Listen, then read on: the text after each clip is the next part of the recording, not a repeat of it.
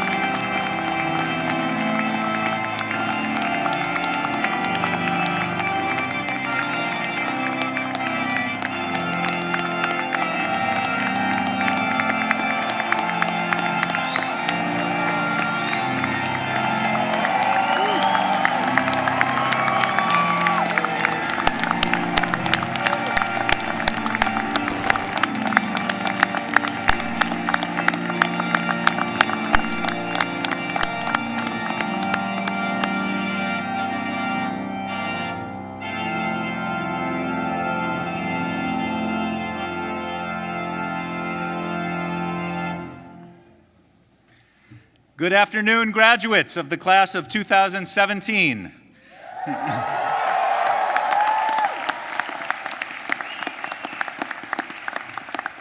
As Dean of the University of Pennsylvania Law School, it is my distinct pleasure to welcome you to the Law School's 168th Commencement Convocation. Please rise for the invocation, which will be delivered by Dean of Students Monica Monroe.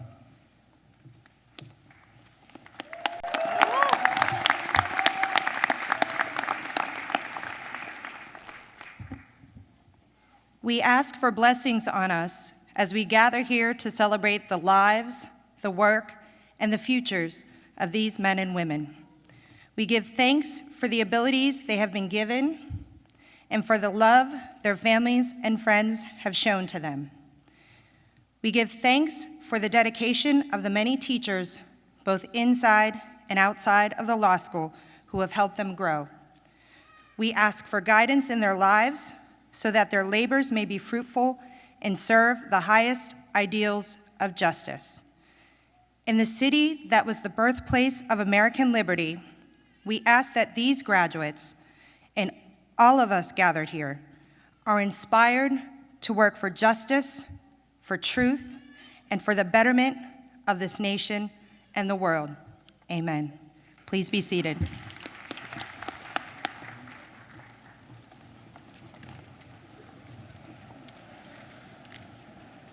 Congratulations, graduates.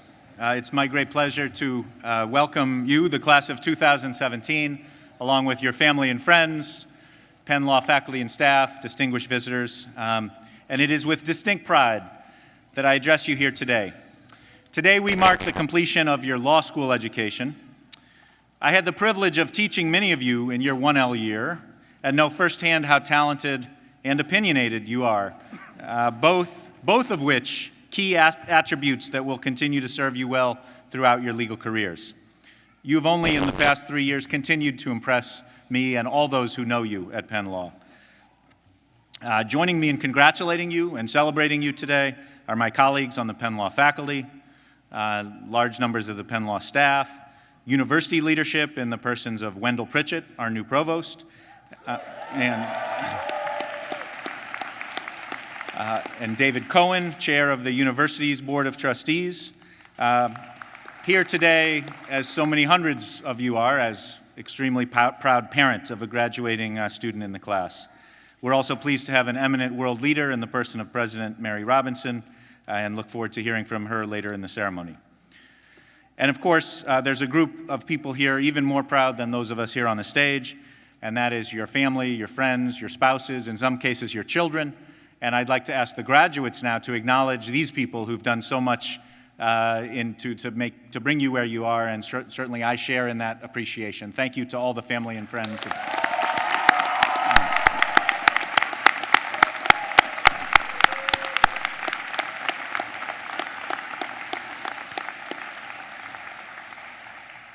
So you've worked really hard over the past 3 years. You've learned legal doctrine, honed your skills in legal analysis and legal writing, put all that newfound knowledge into practice in your externships and summer jobs and pro bono work. And today, your law school education is swiftly coming to a close. But as you know, your legal education is really just beginning. And no, I'm not talking about the bar classes you're about to start, although there is that. Instead, you're entering a legal profession in a broader economic and political world that is in rapid flux, changing in unpredictable ways and with unprecedented speed. We can't predict the future, none of us can, but you are prepared with your Penn Law education to respond to it and chart your course using the skills that you've gained in the past several years here. Remember, as you chart that course, to be adaptable and open to new opportunities, because where you start very well might not be where you end up. As you leave Penn Law, you're all embarking on the first jobs of your legal career, and that first job, as it does with all of us, holds a special place in your memory, whether you're going to work for a large law firm, into the government, for a public interest organization, or a position in-house at an institution or business. Yet even as you prepare to enter that first job, I encourage you to remember a fundamental fact that many of the alumni and faculty and parents here could attest to. A job is very different than a legal career. Your first job may well not, probably will not be your last job. Instead, it'll be the first step in a long and twisting career that you can foresee only dimly, if at all, at this point. One of the great pleasures as dean is traveling the country and the world, meeting with Penn Law alumni who were sitting in a place, either in the same place as you or in a similar place years ago or even decades ago. And I hear a common kind of two-part refrain. The first part is, I could never have imagined at graduation that I would have ended up where I did today. And the second part is, my Penn Law education prepared me really well for what I'm doing. And I hear that even among people who have left the law behind and are in politics or business or journalism. So this is where you are now. You're in a place where you're extremely well prepared, but none of us should be so certain, and you certainly shouldn't be so certain as to think you have your course completely charted. Be ready for turns, be ready for changes, be ready for opportunities. You may ask yourself, how will you be ready for this uncertain future with the legal profession changing, with our world changing politically, technologically? And my answer is, what you've done here in the past 3 years, or for some of you just in the past year, prepares you extremely well for this shifting world. Over 80% of you took classes outside of Penn Law during your time here. Over 70% of you are graduating today among the JD students with a degree or a certificate from another top-flight part of the University of Pennsylvania other than the law school, in addition to your JD. You've internalized and put into practice a core belief of ours that the law is not an arid doctrine hermetically sealed off from the other aspects of human enterprise. It's deeply connected with ethics and politics and business and medicine and engineering and healthcare and psychology, and I could go on and on. You've gone to 30 different parts of the university to get your joint certificates and degrees, and this will serve you well in the years ahead. You've also, in your time, exemplified and advanced another core tenet of the Penn Law education, the commitment to public service. Collectively, you've logged tens of thousands of hours of pro bono legal work here in Philadelphia, around the country, and even in some cases internationally. It's something we're very proud of as an institution and very proud of your work. And I urge you to continue it wherever you're practicing law, whatever practice setting you're in. You're entering a profession where there is a public spirit and a public service component that I exhort you to continue the great work that you've done here. So I think we've prepared you well for this shifting world, and I'm very proud of that. But I also want to acknowledge and celebrate another attribute that I don't think we can take much credit for, but it is equally, if not more important, to your success as lawyers and citizens here and around the world, and that is your sense of justice, your principles, your sense of right and wrong. Now, we've seen that in full display in your time here at Penn. We've tried to nurture it, challenge it, develop it with you. But you came to Penn Law with this sense of justice, and you'll leave here with your sense of justice.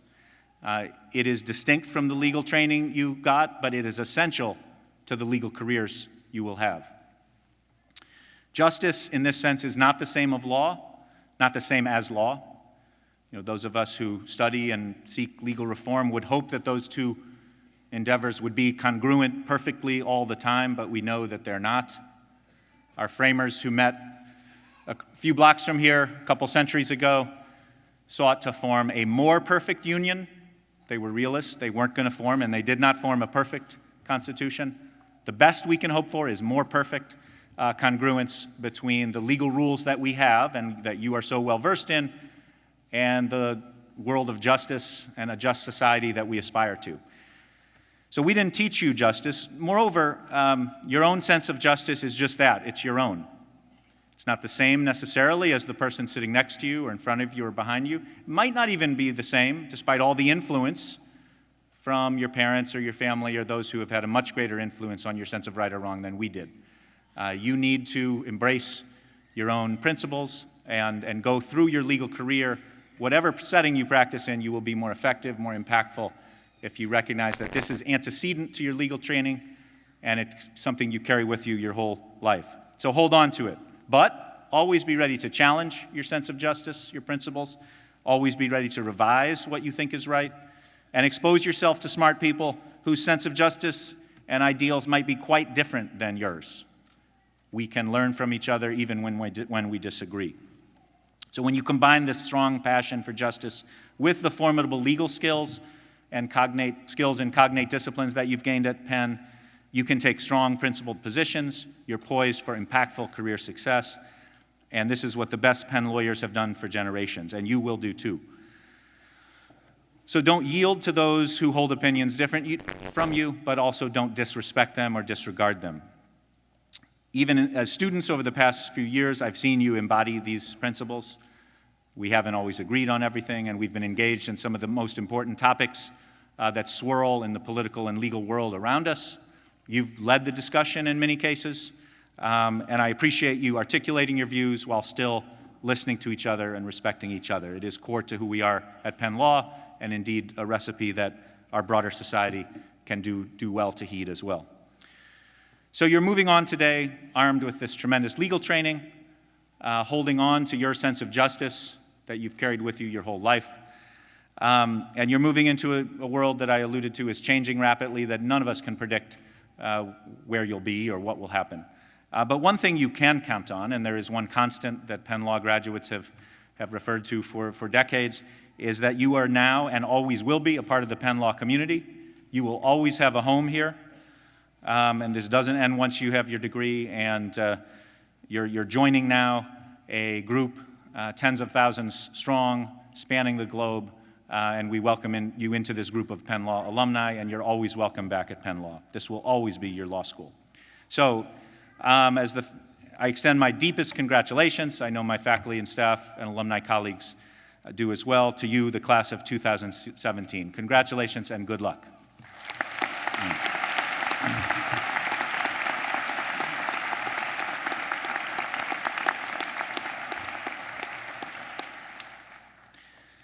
So we now come to an important part of the program where we highlight really the best part of Penn Law, which is the students. And we have different groups of students who have elected representatives to speak. First, our LLM representative will speak, and then some of our representatives from the JD student body.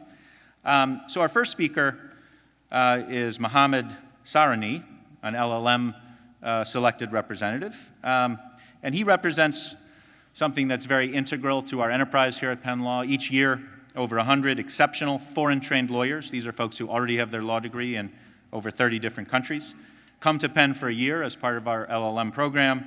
Mohammed represents the kind of brilliant and accomplished students we have in this cohort this year, as in every year. Before coming to Penn Law, Mohammed worked as an attorney in the Economic Crime Department at the State Attorney's Office in Israel, where he prosecuted white-collar crime and public corruption. He earned a double degree in law and psychology from the Hebrew University of Jerusalem, where he worked for non-governmental organizations like the Public Committee Against Torture and the Movement for Quality Government. He's a Fulbright scholar. He speaks Arabic and Hebrew and English. And in addition, he's an admirer of poetry of all varieties, including Arabic poetry. So on behalf of the entire LLM class representing them, please join me in welcoming Mohammed Sarani.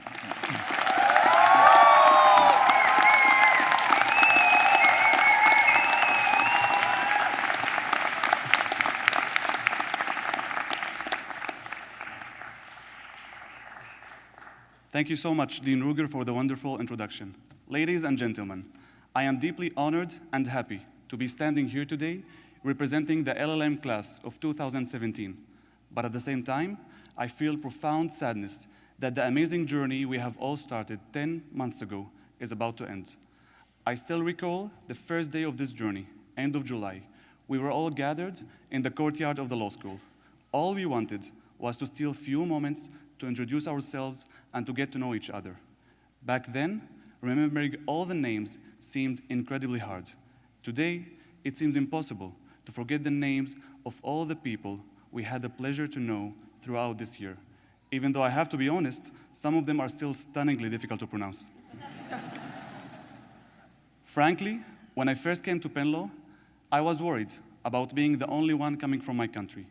I did not expect that Penn Law would not only give me the chance of achieving my dream to obtain a prestigious master's degree in the US, but will also give me, as to each of my LLM friends, a big, caring, and warm family of more than 100 people from more than 30 countries around the world that will make this place feel so much like home away from home. A speech of 5 minutes is without any doubt far from being enough to summarize what we have been through this awesome year and its impact on our lives. Firstly, and thanks to Penn Law faculty, we had an enriching academic experience, illustrating the real meaning of pursuing higher education, whether by learning from the best, judges, well-known practitioners, and experts in different fields of the law, by having a real-world practical experience in the US legal system, or by expanding our career prospects and professional network. To achieve all this, we heard we would have to live in the library. Some of us, perhaps to make the most out of our very expensive tuition, took this advice really literally. But for us, the LLM was much more than a degree.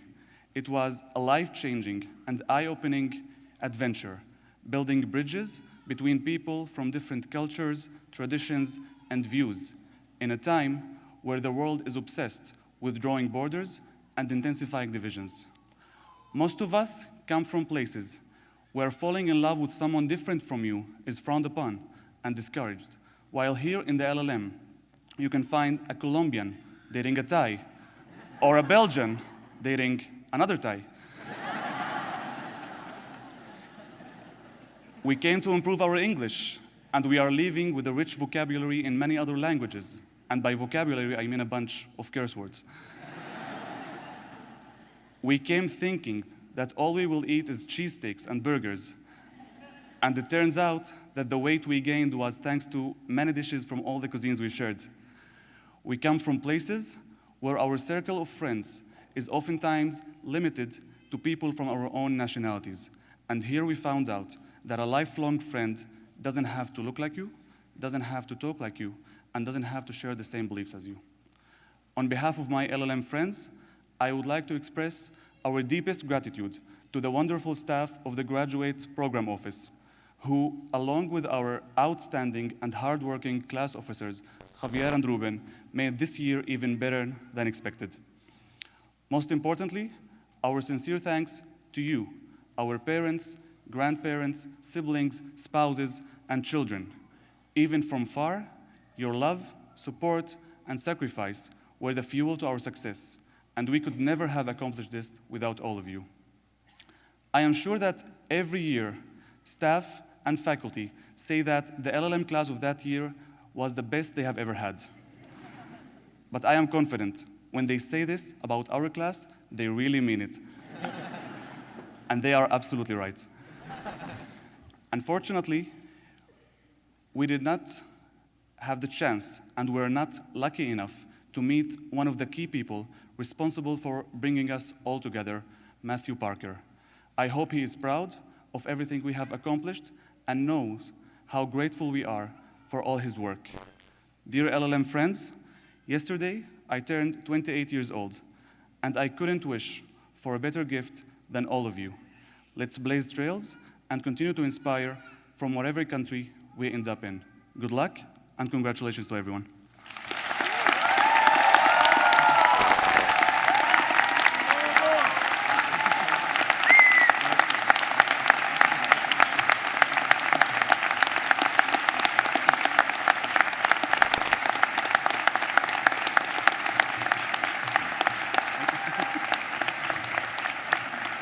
Thank you.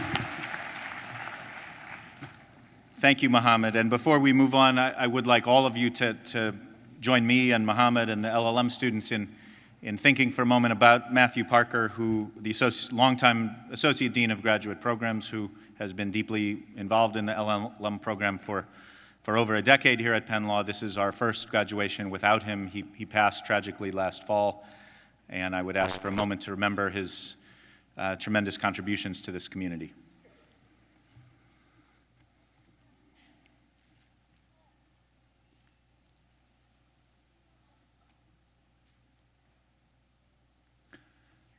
Thank you.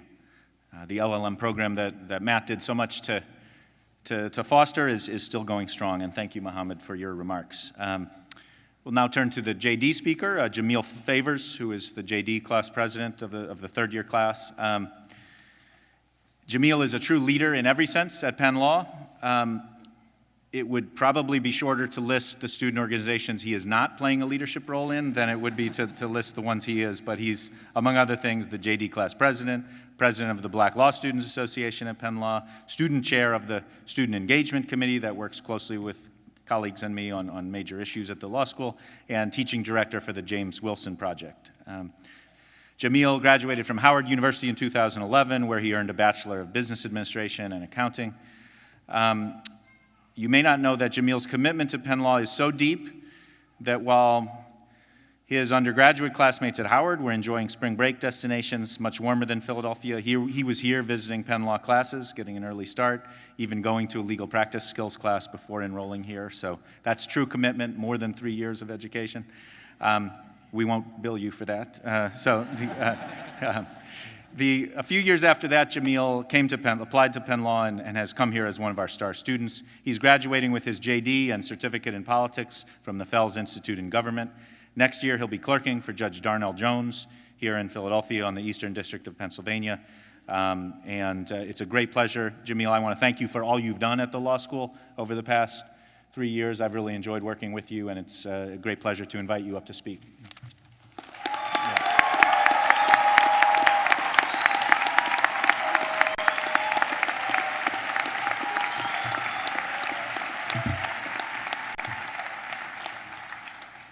Thank you, Dean Ruger, Dean Monroe, President Robinson, faculty, staff, and most importantly, our family and friends in the audience.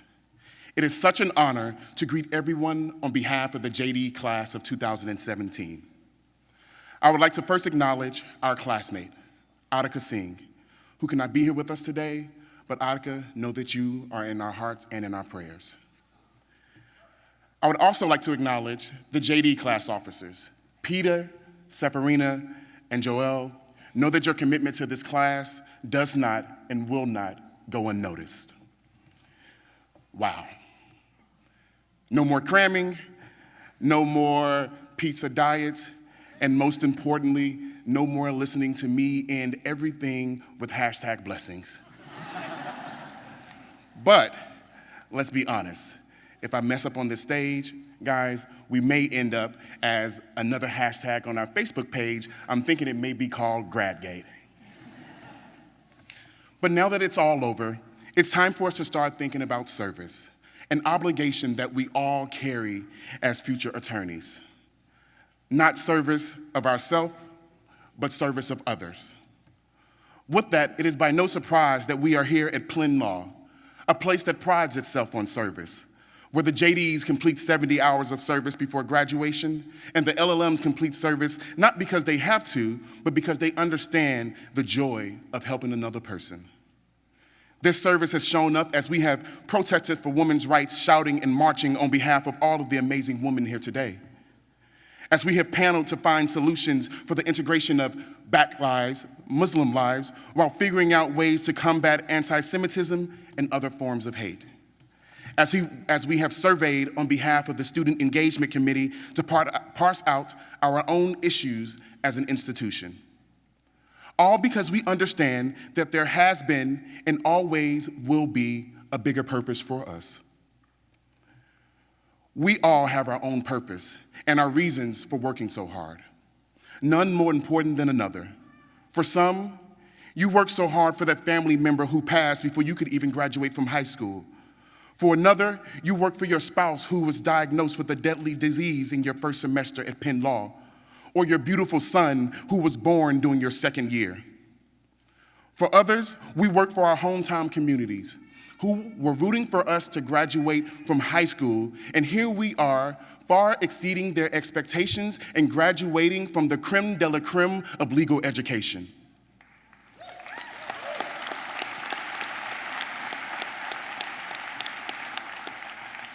It is those larger purposes, those playing family, friends, and those professors who notice when something is off that make this journey all worth it. So to you, every single person not graduating today, we thank you and we appreciate you, because without you, we would not be here. You truly are the MVPs, the most valuable Penn supporters. To the graduates, Whether you cried your eyes out when grades came out, second-guessed the financial cost of attending Penn Law after completing your exit counseling, jumped through the halls in joy when you got that job, or if you found yourself somewhere in the middle between complete joy and heartache, you are here now. None of that matters because you are graduating as a member of the class of 2017.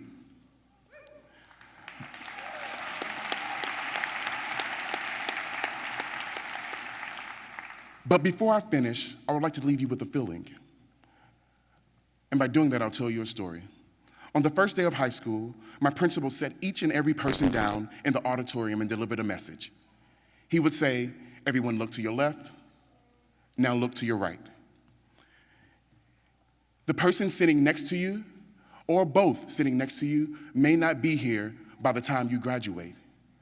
The principal was basically stating that we wouldn't graduate or that we would drop out. The unfortunate part was that there was some merit behind his accusation. The tragic part was that he never realized that his words would stick with us. Instead of lifting us up, it would tear us down. So I promised myself that if I ever got a chance to be at a podium, I would use it to give hope, inspire, and make people aware of what their possibilities are, not what they are not. So everyone in the class of 2017, I would like you to look to the left. Now please look to the right. Not only will both of the individuals you just looked at be graduates of the University of Pennsylvania Law School, one of those individuals may be a future Supreme Court justice. The other may go on to lead a nonprofit that decreases the national recidivism rate. The person behind you may become a godparent to your children. The person in front of you may be the future dean of Penn Law. And since I've had conversations with this particular person, I'm almost certain that one of you just looked at a woman who aspires to go on to be the first female president of the United States of America.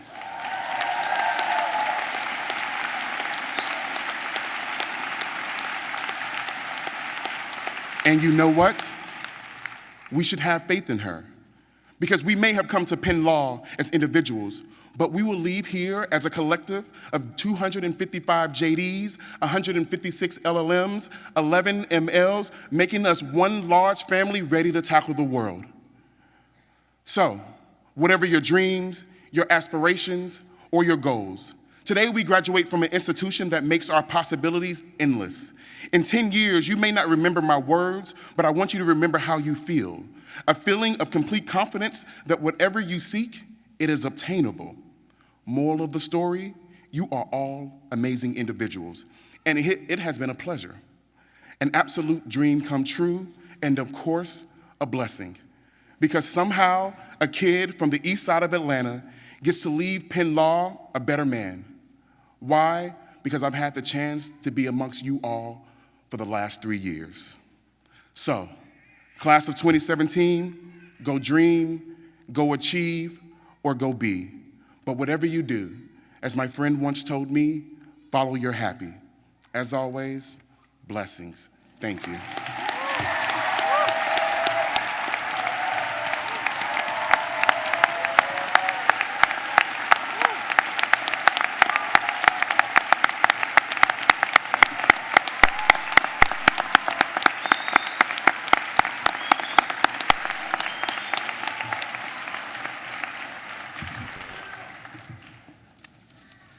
Thank you, Jamil, for that wonderful speech. I would want to echo what Jamil said about my pride and appreciation for all of the JD class officers as well as the LLM class officers. You've shown tremendous leadership this year, and I appreciate it.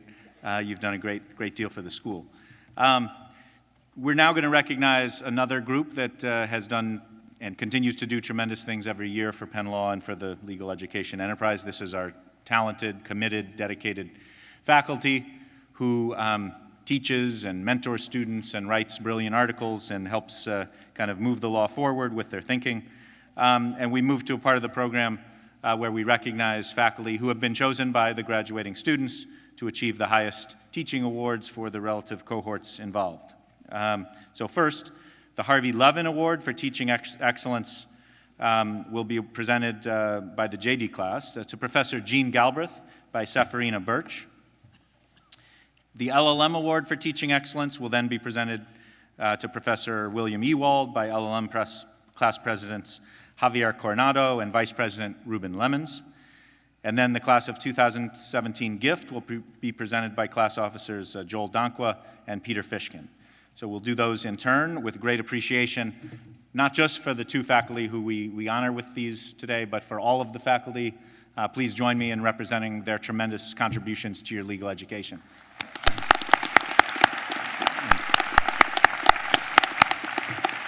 Thank you, Seferina. Good afternoon. I'm Seferina Birch, and I'm currently a little emotional. I also have the honor to present this year's Harvey Levin Memorial Award for Teaching Excellence to Professor Jean Galbraith. If I were to list even a fraction of Professor Galbraith's legal and academic accomplishments, I would make most of you miss your dinner reservations. She's worked in private practice, she's clerked on the Supreme Court, she's served on an international criminal tribunal, and she's published extensively on foreign relations and international law. But we're not here to celebrate Professor Galbraith's resume, as remarkable as it is. We are honoring her teaching today. For many of us, our first introduction to Professor Galbraith was in the spring semester of our 1L year, which was also her first year on the faculty here at Penn Law. She was teaching us contracts, and it was a ruthlessly efficient class. She used a random number generator to do cold calls, so you always prepared for the inevitable. She covered every page of the textbook, and even managed to accommodate a freak snow day in her syllabus. She encouraged questions, but she had the good judgment to know when to answer with that endless Socratic indirection, or when a more focused, direct answer was called for, and she never wasted your time. Professor Galbraith also made herself available outside the classroom. One of my most terrifying 1L memories was joining Professor Galbraith for one of her brown bag lunches. She sat across from us, tasting her soup, offered us some cookies, and then looked us straight in the eye and asked, "So what's your 5-year plan?" God forbid you mumbled something about maybe becoming a judge at some point, because she'd come right back with, "So how are you getting there?" Even as 1Ls, we knew that this was her way of inviting us to take ourselves and our careers seriously. So on this day, when we are all looking toward our futures as legal professionals, it gives me great pleasure to present this award for teaching excellence to Professor Jean Galbraith.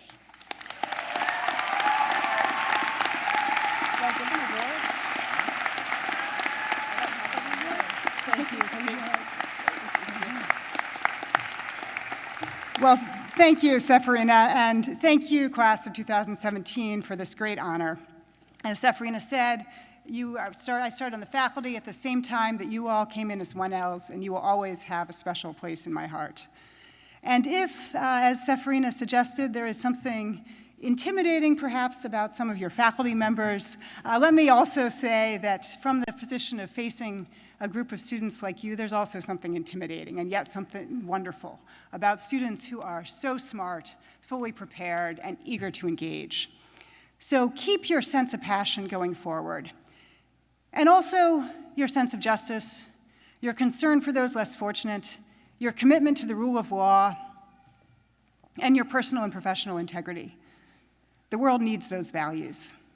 And while we won't be calling on you anymore, we will be keeping an eye on you. So make us proud.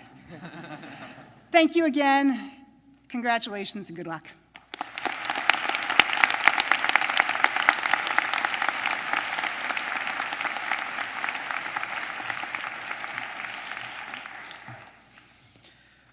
Good afternoon to everyone. It is our pleasure to introduce the LLM Prize for Excellence in Teaching to Professor William Ewald. My 115 colleagues from all around the world elected democratically this award. It recognizes scholar excellence and especially the constant support to our class, a highly diverse class regarding their interests and their backgrounds. Obtaining this award, for me, is like winning the World Cup of law professors. Professor William Ewald is an international recognized scholar in the fields of comparative law and legal history.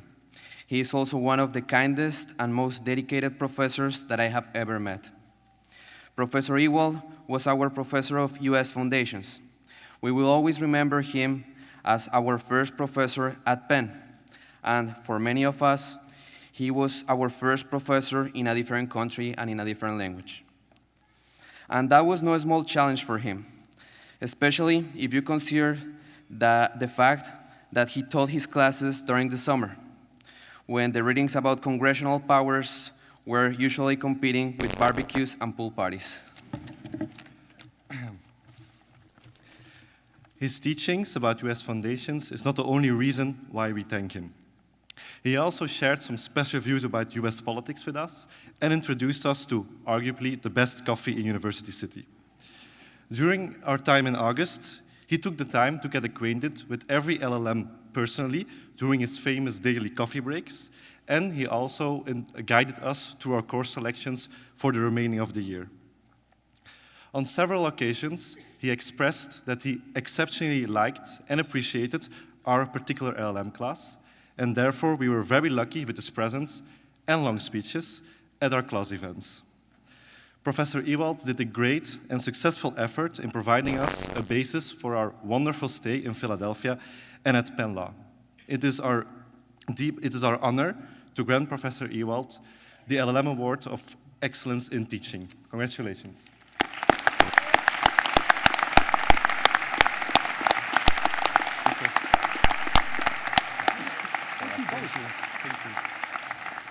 Thank you. Yeah, I was surprised that Mohammed raised the question of what is the greatest LLM class in the history of the University of Pennsylvania. I would have thought the answer to that was clear. There's actually some evidence. There are certain things this class has done that no other class that I've had anything to do with has done.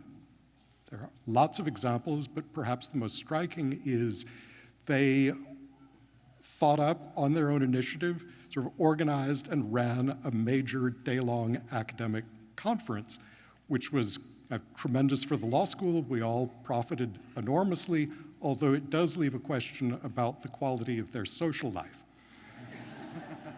So congratulations to you all. Thank you very much for this award, and come back and visit us often.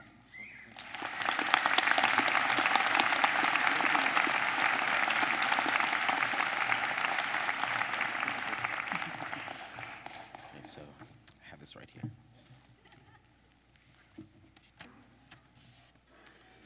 And the Academy Award for Best Motion Picture goes to La La Land?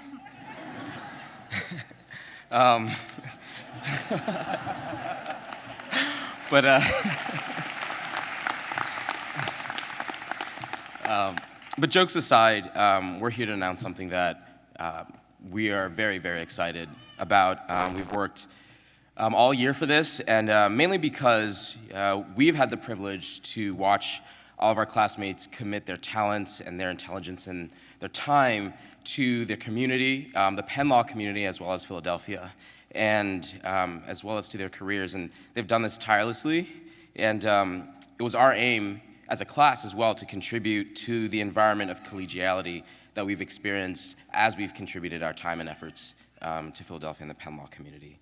And so with that emerged the Clinton Parker Wellness and Inclusion Initiative, and I'll have Peter speak more about that. So Joelle hit on a theme, collegiality, that was said about 15,000 times during our orientation here, as I'm sure any of the JDs would remember. That's something that starts from the top. It started from Dean Clinton, worked with Matthew Parker, and all of the Penn Law staff members. To build on that, it takes a space. So we wanted to create a space inside the law school for students to hang out, relax, get away from some of the stresses, especially their first year, which the loved ones in the audience might be aware of, to just kick back and relax. We had tremendous support in pushing this initiative. We had over 100 of you offer contributions, and really appreciated all of the thoughts on that. The school has generously supported us as well, and will renovate a space for us to put in things like a ping pong table, a couch, and other things for students to enjoy from years to come. Thank you so much for all your support.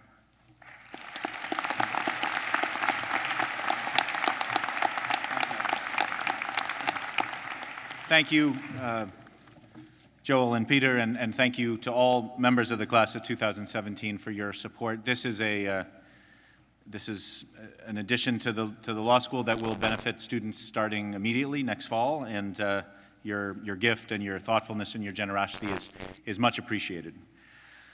It is now my honor to welcome and introduce this year's commencement speaker, the first woman.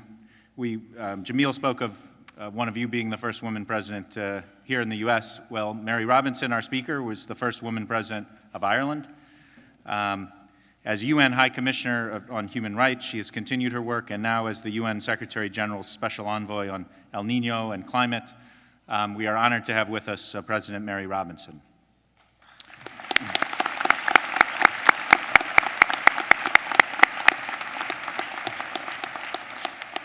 Mary Robinson has been a path-breaking leader in Ireland and on the global stage. She was educated at Trinity College Dublin, King's Inn in Dublin, and Harvard Law School, where she attended on a fellowship. She began her career in the most noble and auspicious fashion as a law professor at Trinity College in Dublin, where she was a leading scholar and teacher of constitutional law and criminal law, among other things. But lucky for the world and for Ireland and for us, she didn't stop as a law professor. She went on to be a legislator in Ireland, in the Irish Senate, a leading barrister in that country, where she argued landmark cases before the European Court of Human Rights, the European Court in Luxembourg, and the Irish courts. She and her husband founded the Irish Center for European Law at Trinity College. And then in 1990, Mary Robinson was elected president of Ireland, where she was a transformative figure in that nation's and the world's history. She advocated for equality and women's rights. She was the first Irish head of state to make official visits to Britain, and she was the first head of state to visit Rwanda after the 1994 genocide in that country. Having transformed Ireland and Europe and the broader world through her presidency, Mary Robinson didn't stop there. She was then appointed, after she left the presidency, the UN High Commissioner on Human Rights, where she was a powerful voice dedicated to promoting and advancing human rights around the globe.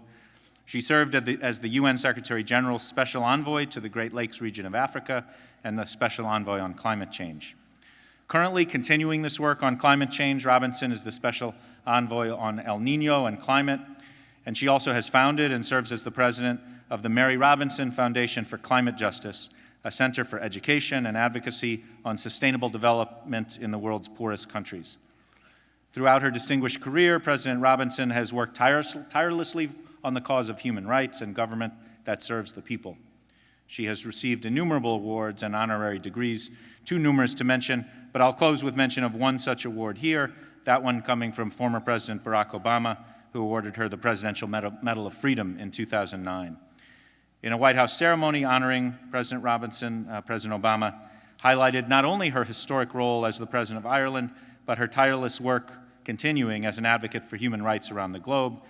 And in President Obama's words, quote, "As an advocate for the hungry and the hunted, the forgotten and the ignored, Mary Robinson has not only shone a light on human suffering, but illuminated a better future for our world." We're very grateful and fortunate to have you with us today, President Robinson, and I would ask all of you, please join me in welcoming President Robinson to speak.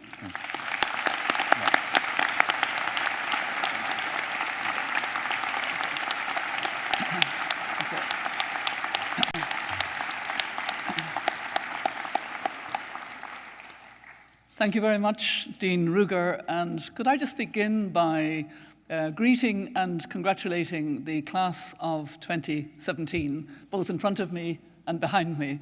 I was very impressed listening to those graduates of that class of 2017 who spoke during this ceremony. They've set the bar very high for the poor commencement speaker who now has to address you.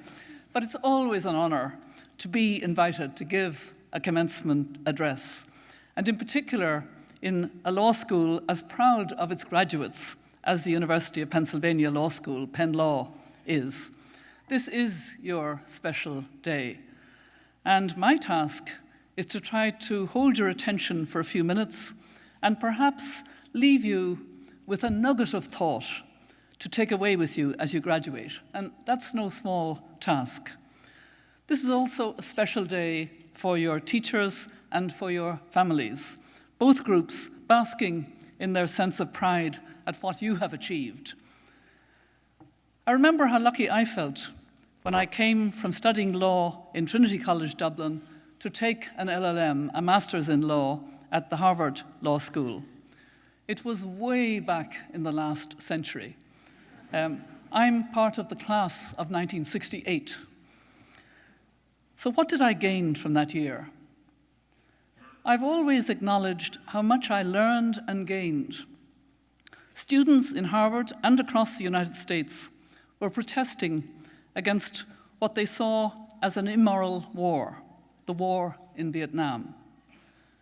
My contemporaries in Harvard were concerned about racism and civil liberties, particularly in the southern states of the United States, and were queuing up to join equal rights and anti-poverty programs. The assassination of Martin Luther King in April of that year only heightened the sense of commitment and idealism. The nugget of thought I took home to Ireland was that young people can engage and give leadership. They don't have to wait, as young people in Ireland were tending to wait until their elders gave them permission somehow to be a part of the future. They would wait and maybe become middle-aged. The following year, 1969, I ran as a young Senate candidate for the Irish Senate. I was already practicing law, but I was complaining that it was elderly professors who tended to stand for the Senate, for the graduates of the universities voting for the 6 seats in the 60-seat Irish Senate, 3 of them from my university, Trinity College. And I was elected against the odds. And this gave me a chance at an early stage to practice law, to teach law in Trinity, because I also, as was mentioned, became a professor and in 1969, and also to make law as a legislator.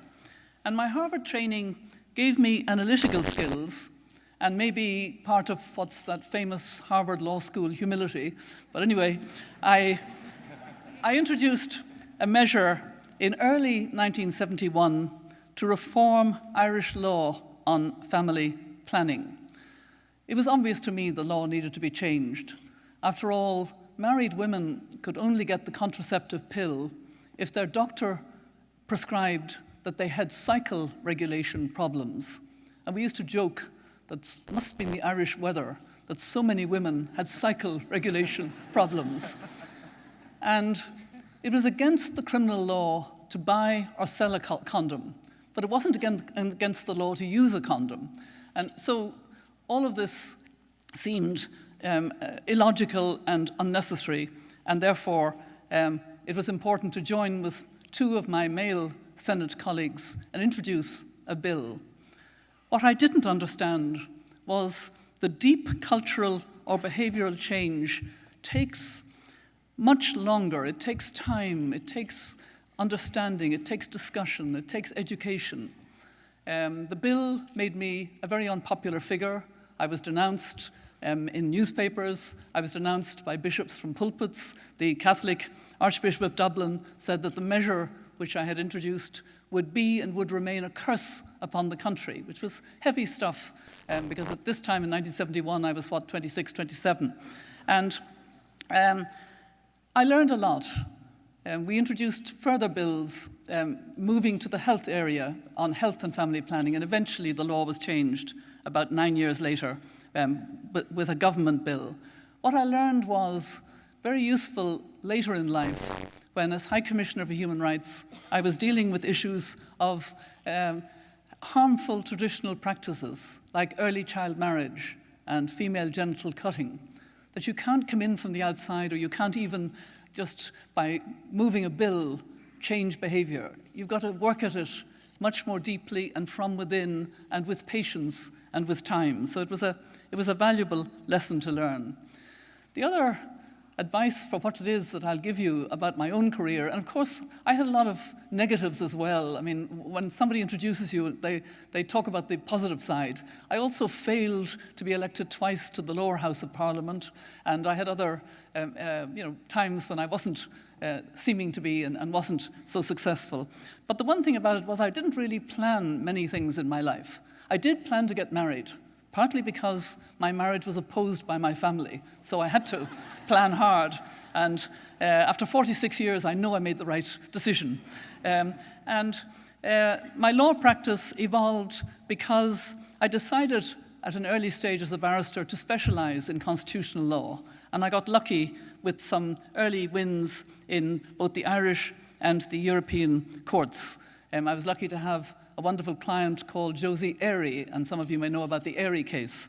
And there were many other cases where I really valued the fact that the client had the courage to challenge the system, and it was a great privilege to be able to take those cases. And I didn't plan to become President of Ireland.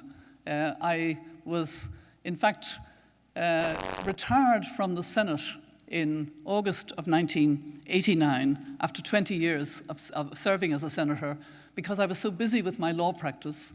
I had joined chambers in London as well as practicing at the Irish Bar. My husband and myself had this Centre for European Law in Trinity. Life was good. We had 3 children. I was going to be a lawyer for the rest of my life. And then I had a visit unexpectedly from a former Attorney General who was a prominent figure in the Irish Labour Party, the smallest of the 3 political parties that could nominate for a candidate for the presidency of Ireland, and then there would be a universal suffrage election by all of the people. He approached me and said the Labour Party would like to nominate me as a candidate. And I didn't say anything other than that it was a privilege to be thought of in that context, because I intended, after the weekend, to say no, because I was far too busy with my law practice. And my husband, when I told him this on the phone, said, "It's Valentine's Day, come to lunch." It was Valentine's Day, the 14th of February of 1990. And when I came to lunch, he said, "You know, you're the constitutional lawyer. Have you ever read the provisions of the Constitution about the presidency of Ireland?" And to be honest, I hadn't really. I'd skipped over them because the presidency was seen as more of a retirement post for those who had served in politics. Old men, 6 old men had been elected president and they had served. And I would be, at least the next president would be the 7th president. And the bookies, when I was finally nominated and went forward as an independent candidate, supported by and nominated by the Labour Party, the bookies said that I had a 100-to-1 chance of succeeding, which was kind of them, I think. They meant 1,000-to-1 or maybe 1,000,000-to-1. But sometimes it can help to get out early, make your case. And when I was elected, I had been very active and proactive as a lawyer, including on issues of gender and human rights. Being a non-executive president, very different from president of the United States or of France or of other countries that have executive presidents, you have to learn to work well with the government and the head of the government, the Prime Minister, whom we call the Taoiseach, who has that political leadership and power. But to be directly elected by the people of Ireland and to use all your efforts to serve at all different levels, at the local level, at the national level, and at the international level, was a wonderful challenge. And I did try to continue to pursue issues of gender, for example, in particular. In my inaugural address, I said I wanted women who'd been outside history to be written back into history, finding a voice where they found a vision. And I recall being part of a group of women elected heads of state or government, women presidents and prime ministers, who met in Stockholm in Sweden in 1996. And we formed the Council of Women World Leaders. And I subsequently became one of the chairs of that Council of Women World Leaders. And that was when I first met Rangita da Silva de Alves, who had encouraged me to come here and give this commencement address. Serving as 7 years as President of Ireland was an extraordinary privilege and an extraordinary honour. I didn't go forward for a second term because I knew in my heart that I probably couldn't do it at the same total commitment level. I could do it for another 3 years, maybe 4 years. 7 years with quite a bit of repetition. And I decided, no, I've opened up the office, now let somebody else come in and carry forward with their vision. And as it happened, the first High Commissioner for Human Rights suddenly resigned just after I had decided not to seek a second term. And the Irish government put me forward for that position, and Kofi Annan appointed me as the UN High Commissioner for Human Rights. That was a very tough job. It was very difficult because of the lack of resources and the lack of a kind of organized office. Everything was new and young and ill-formed, and people felt very insecure even in their jobs when I started.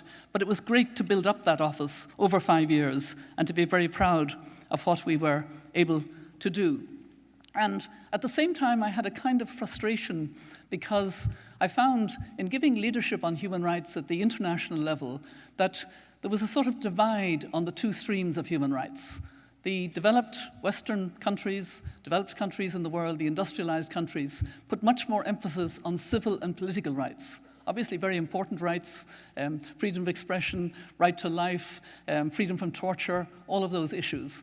But not so much emphasis on rights which are really very important if you don't have them. Rights to food and safe water and health and education. So I formed a small organization called Realizing Rights, and we focused on African countries and working as an NGO, a non-governmental organization, working with the government on, say, right to health, and then holding the government accountable as well. And so it was a new way of working, and we pioneered it to some extent. And that's what brought me to climate change. I had served for 5 years as UN High Commissioner for Human Rights and never made the connection between climate change and human rights. But when I was working in African countries, and I was also honorary president of Oxfam International, and Oxfam were bringing me to various places, the refrain that I heard all over Africa was, things are so much worse. And it was the disruption of climate change. It was the fact that the rainy seasons weren't coming the way they used to. It was the fact, as my friend Constance O'Kellett in Uganda said, that they had long periods of drought and then flash flooding that destroyed the village. And she formed a group of women to try and make her community more resilient. And that was the story all over Africa. And it was something that I felt very passionate about, and that it needed to be emphasized in the conferences on climate. And I formed the Foundation on Climate Justice, and we work on linking human rights, gender, and development with climate change. And it's a passion that will be with me for the rest of my life. But I want now to look at your lives and where you are today, because, to be honest, I find myself wishing in a way that I was back where you are, because this is such an interesting time. It is a kind of time of transformation. There are, of course, many problems in our world. There are the conflicts in Syria and other parts of the Middle East in particular. There are acts of terrorism. There's concern about North Korea. There's an increase in hate speech and fear of the other, especially refugees and migrants. There are worries about democratic structures, even in this great country.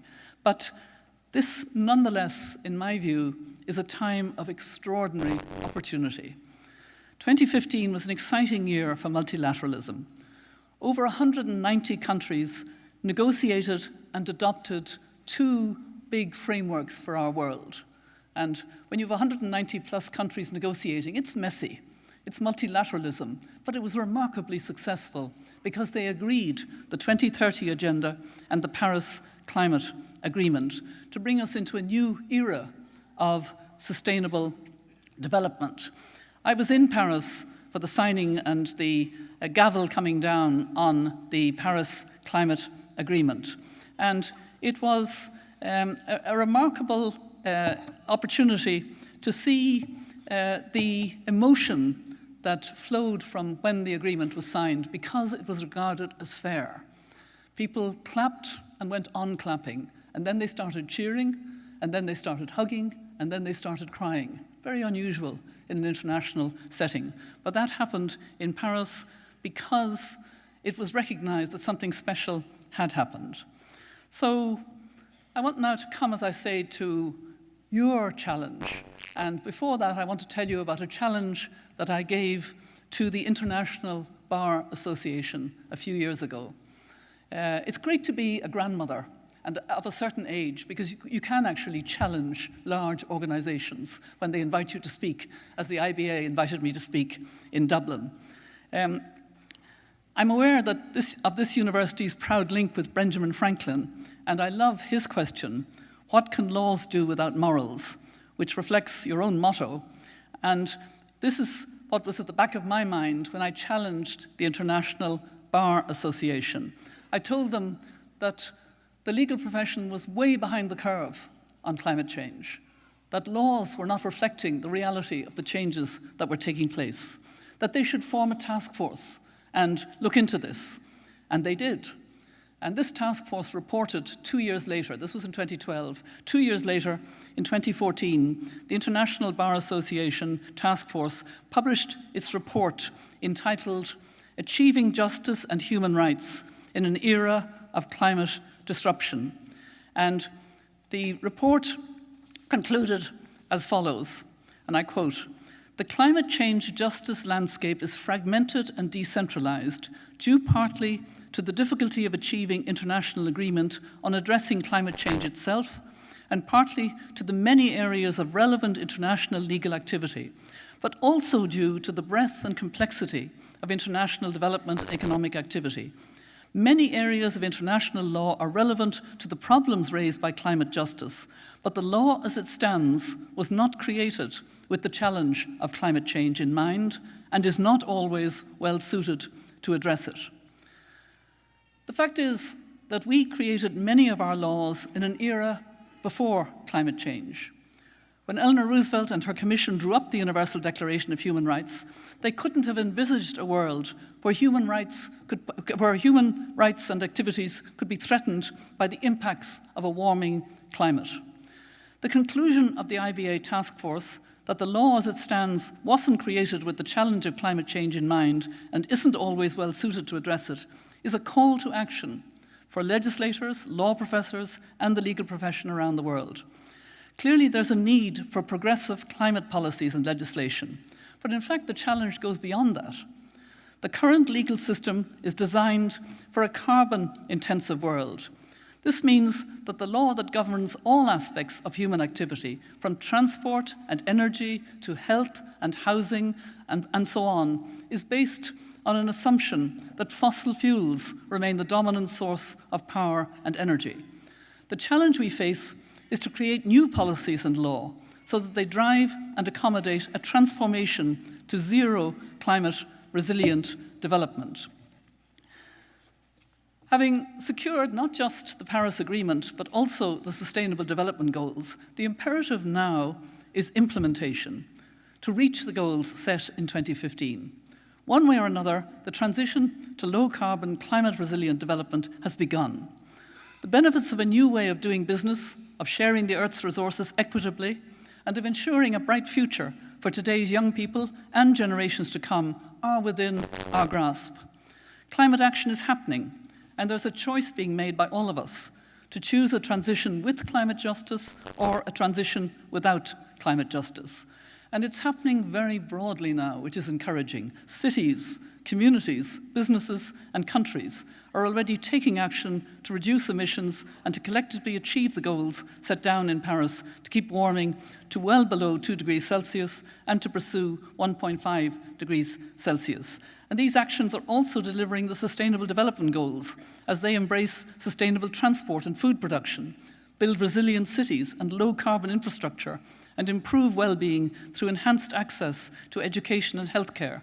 The choice is whether or not to put people at the center of these actions, making sure that actions respect human rights and share the benefits equitably. Everyone needs to be involved if we're to take action on the scale required to mobilize a zero-carbon revolution.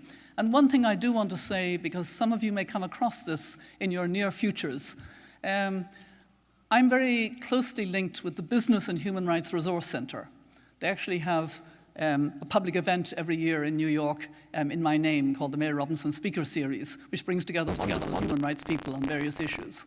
And they have told me over and over again, and I'm now seeing it in my travels to different countries, that unfortunately some of the biggest complaints of corporate abusing human rights is by companies putting in clean energy projects. hydro projects or solar projects or water or wind projects or others, because they may be very large projects with no consultation. They may take away land rights that are very vulnerable, or water rights, or tread on people who don't have the capacity to defend themselves. So this is the kind of challenge that I would love you to think about. How can you be part of bringing law into a climate knowledgeable sense of where we need to go? I know that there are other thoughts and other kinds of leadership in this country. President Trump is not my best friend on this issue, I assure you. But in fact, there has been a whole move, and that's not going to be stopped. And that includes in this country. I wrote an op-ed a short time ago, and I said, on climate change, blame the Trump administration, not the United States. Because I've been in cities and in regions and in states like California, but in cities like Philadelphia, Boston, Chicago, Salt Lake City recently, New York. These cities are all moving rapidly in the right direction. They need law students, law graduates who are sensitive to these issues and can give the leadership. I'm going to end with the words of somebody who was a mentor to me and a great inspiration, and also a great and witty and wonderful friend, Wangari Maathai. She won the Nobel Peace Prize some years ago and died too young. But she won the Nobel Peace Prize because she linked environment and peacemaking. And she not only planted a huge number of trees in her native Kenya, but she also stood up to the Kenyan government, which was trying to encroach on land rights and water rights of communities in her country. And she used to come to the UN when I was serving as UN High Commissioner for Human Rights, and she'd be given about 5 minutes to make her speech. That didn't matter to Wangari. She didn't come to give a speech for 5 minutes. And after about 20 minutes, she had the audience so much in the palm of her hand that nobody would stop her. She was just that kind of wonderful, inspirational person. And she said, and I want to leave this thought with you, she said, in the course of history, there comes a time when humanity is called upon to shift to a new level of consciousness, to reach a higher moral ground. That's where we are. This is a transformational time. We need to help developing countries to move rapidly to clean, renewable energy. We need to reach the 1.3 billion people in our planet who never switch a switch, who don't have any electricity. It's all doable now because we have the gadgets, we have the lights, we have the battery retention, we have the potential for it. We can actually have a much fairer world. We can have a world that is committed, as the 2030 agenda is, not only to leave no one behind, but to prioritize the furthest behind first.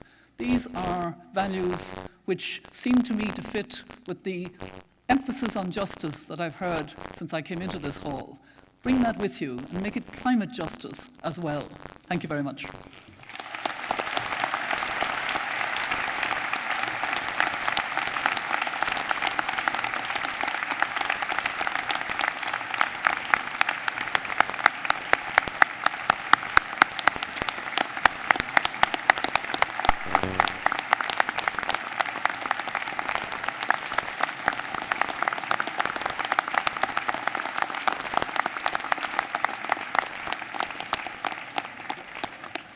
Thank you so much, President Robinson, for that inspirational speech. You've given us much to think about and consider as we move forward.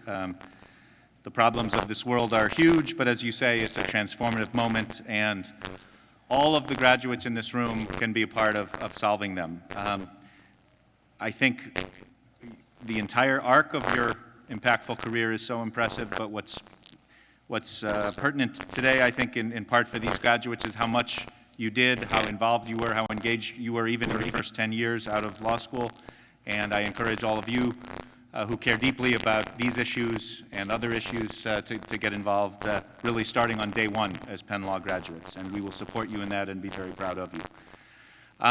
So it's now time to make you officially Penn Law graduates with the awarding of the diplomas. Today we have 256 students receiving the JD degree, 114 students from 33 countries receiving the LLM, 1 student receiving a SJD degree, and 11 students receiving the Master in Law degree. Let me say 2 sentences about that last degree, which is a new program for us, the Master in Law. This is the 2nd year we are graduating students from this Master in Law program. There are 11 of them behind me. Last year we had 4, so it's a growing program.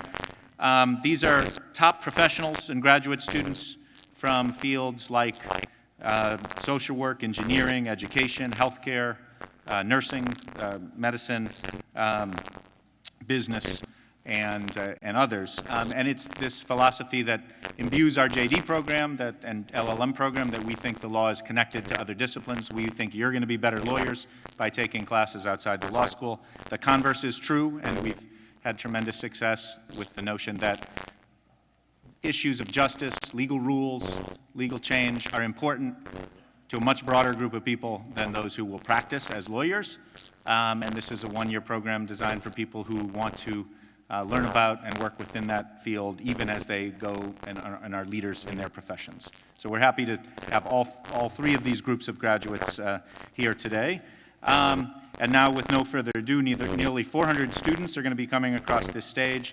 For each one of you and your families, this is a moment of triumph and recognition. Please, all of us, give each one of these deserving graduates the honor of our full attention and respect, and we will begin.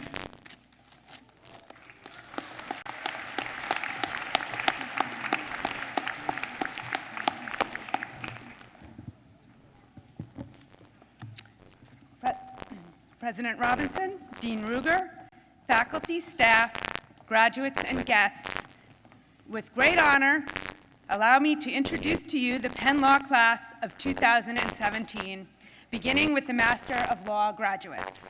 We'll begin with Corey Asner, who's in absentia, Kendrick Davis,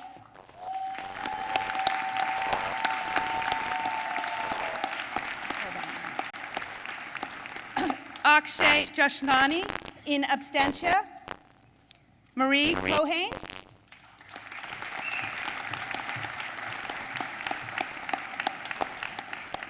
Jeffrey Kessler,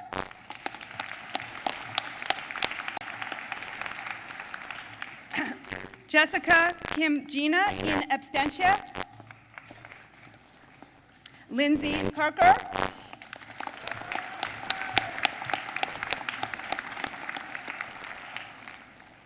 Jennifer Kistama,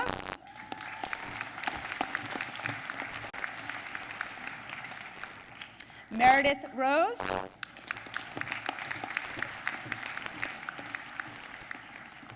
Amanda Tortorello, and lastly, Cha Wang, in absentia. Now it is with a great honor to present the LLM class of 2017.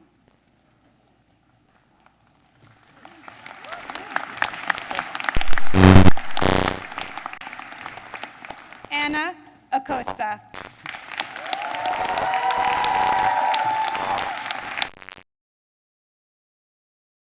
Awale Adugun.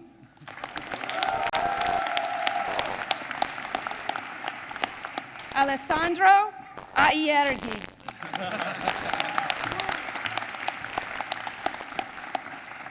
Tuuchko Aninugu.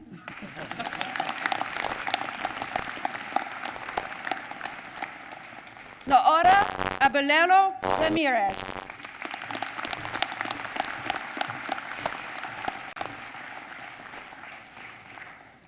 David Arizani.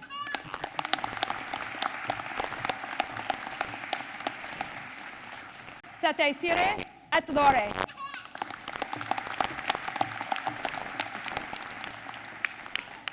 Chan Yi Ao, in absentia. Jacinto Avalos.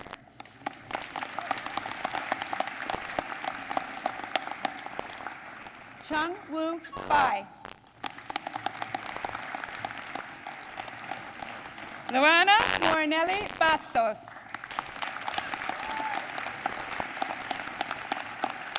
Orhan Bayrak.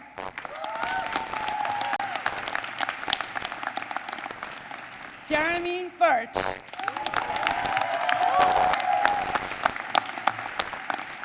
Ana Cristina Caballero. Eugenie Carot. Lishu Cheng. Oops. All right. Javier Coronado.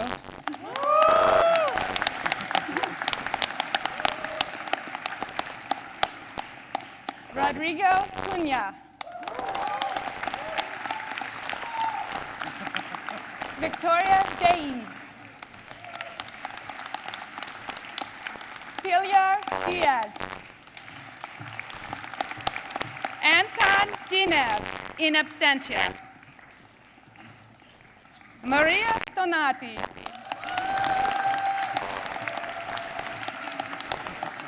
Laurent Dufault.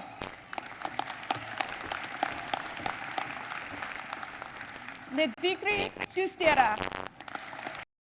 Lou.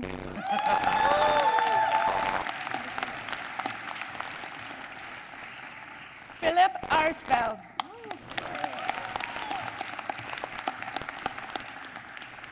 Nicholas Espina with son Vicente.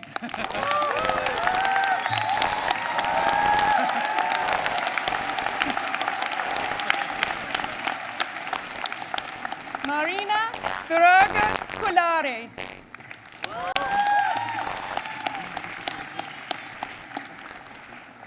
Linda Wemiao Gao. Gabriela Oliveri Gonsalves.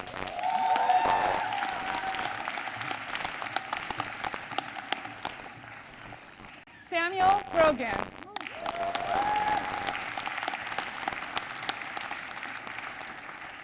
Zhang Gu.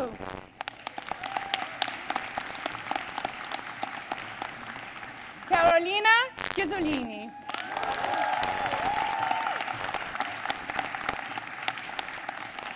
Wen Jia Guo.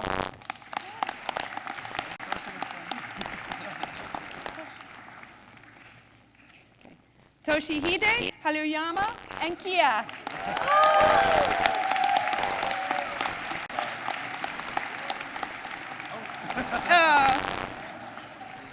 Adele Heyer. Rosemary Hennigan. Ninying Kong. Lei Huang.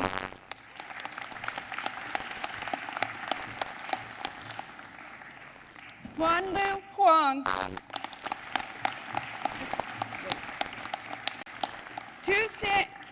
Tong Sing Hui in absentia. Okay. Yake Huang.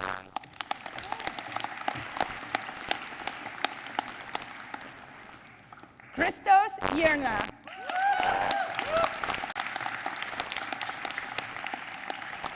So Inoue.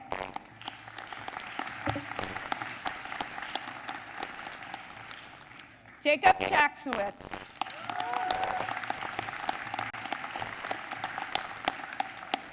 Meka Asawamoto Jagade.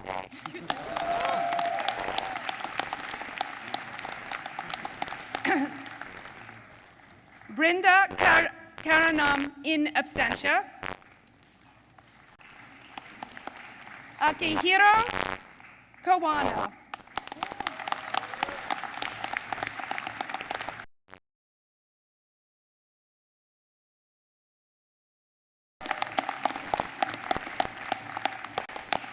Du Lee Kim. Ju Hee Kim. William Kim.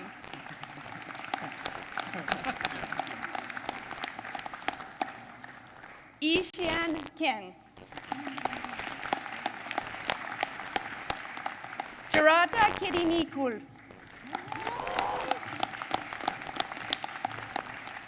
Julia Koga de Silva.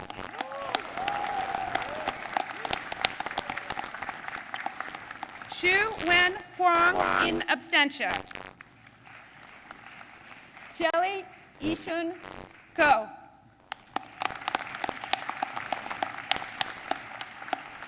Sin Chit Lai.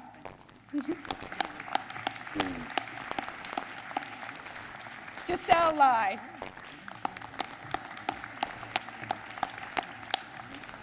Dana Lee in absentia. Hee-Woon Lee. Yuvin Lee.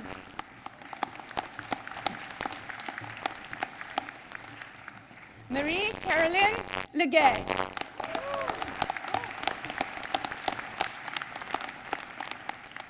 Ruben Lemons.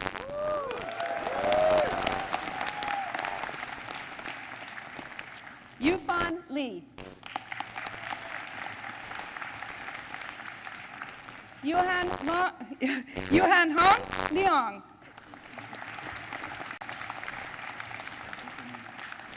Diane Lim.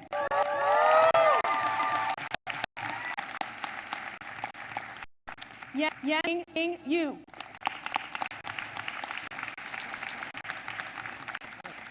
Yu Shin.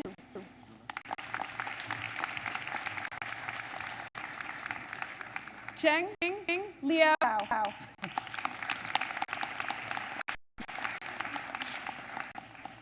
Wen Ma'a.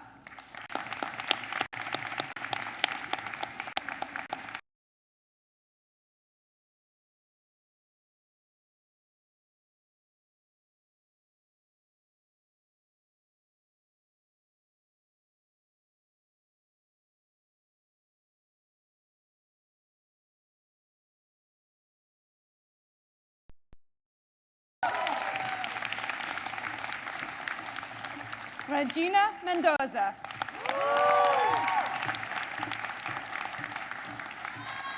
Claude Mehuza.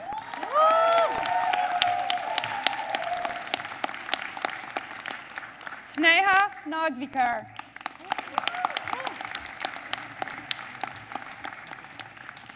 Amanda Nasanyama.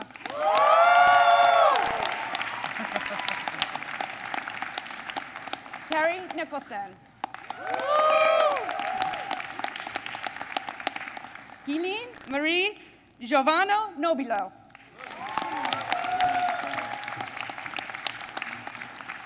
Hirinobu Nama.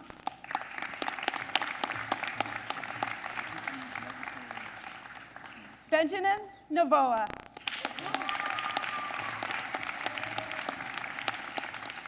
Besma Ordanji.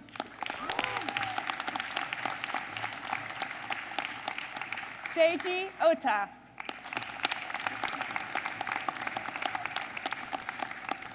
Zaiji Pan.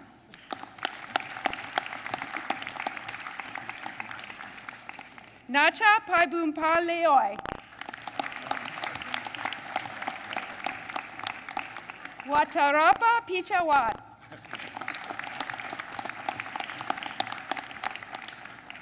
Ash Oak Pindaga. Manali Sangoy. Aha. Mohammed Sarani.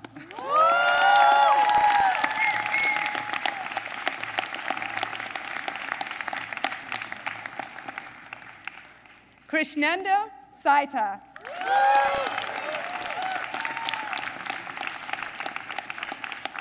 Ying Shen.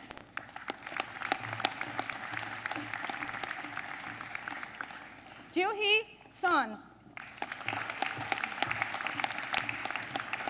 Sarah Sardam.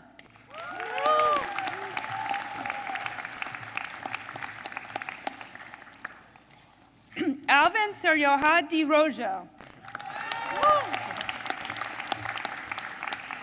Mindy Tang. David Taras.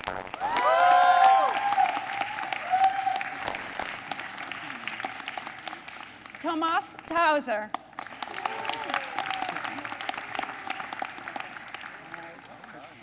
Kayut-sen with daughter Abigail.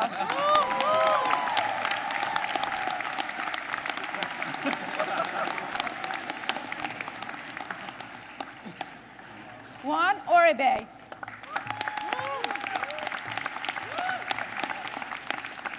Mark Van Heerden.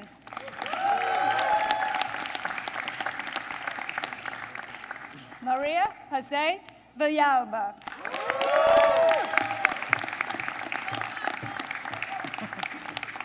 Bai Wang.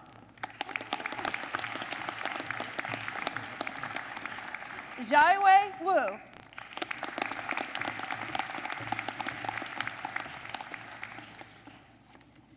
Ying Ao.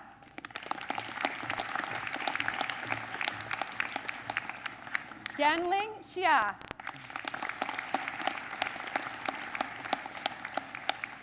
Rachel Lei Xia.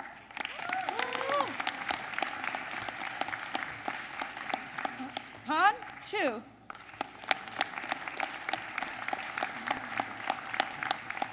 Jessica Shu.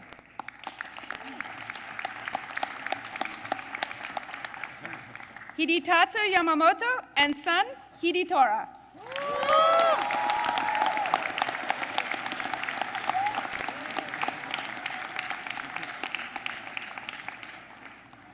Priscilla Ye.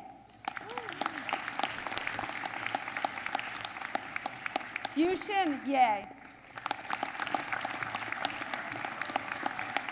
Yuri E.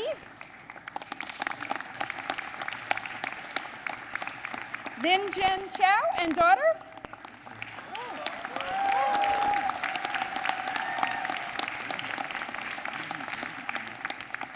Bailu Zhang.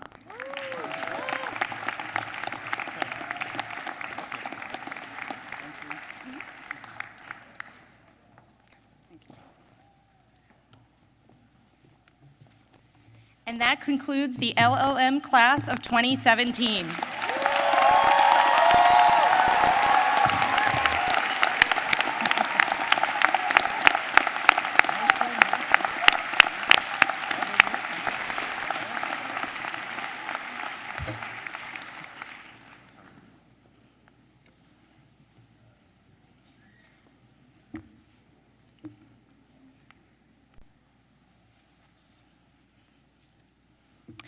Dean Ruger, President Robinson, my fellow colleagues, ladies and gentlemen, it is now my distinct honor to present to you the JD class of 2017.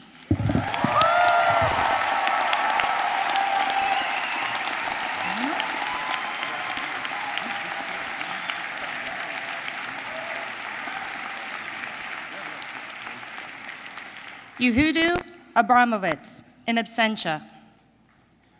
Shreyansi Agarwal.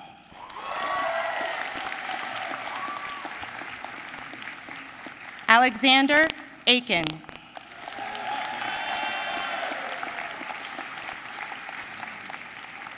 Felicia Alexander.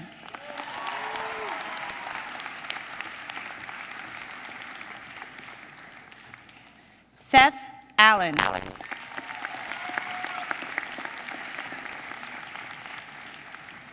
Adam Elperovich.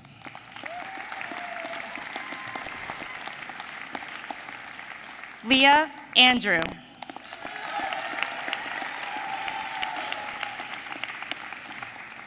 Alina Artunian.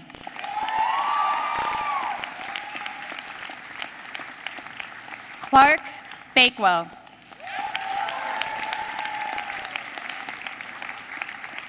Joshua Balk.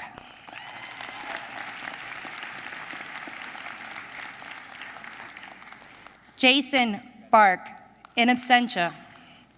Caitlin Barrett.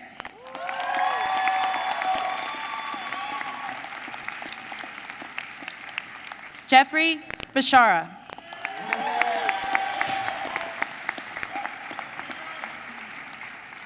Elba Bays.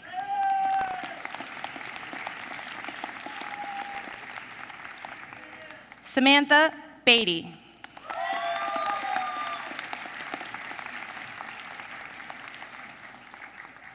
Sephirina Birch.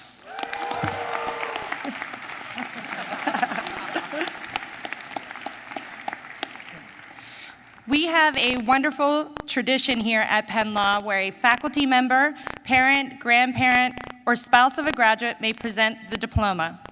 It is my pleasure at this time to ask Richard Bernstein, class of '76, to please come forward to present the diploma to his son, David Bernstein.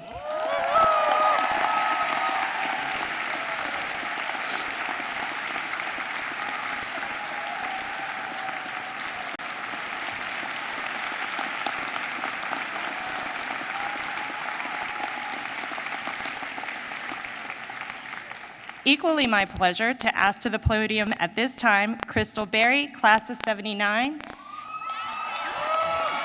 to present the diploma to our daughter, Chelsea Berry.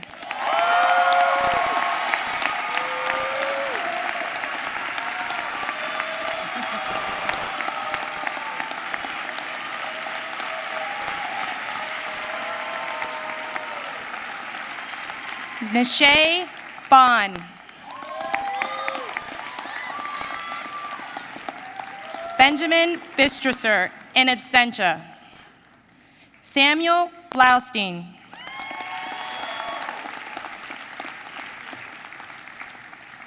Brianna Bloodgood.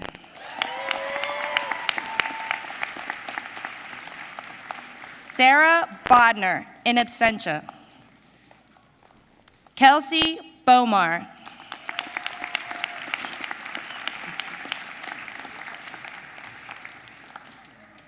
Blair Bowie.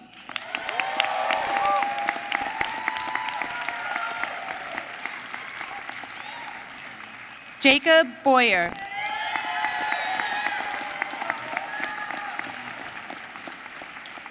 Danielle Bradley.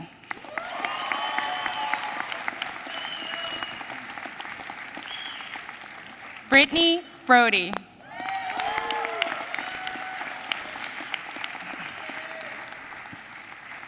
Donna Brody.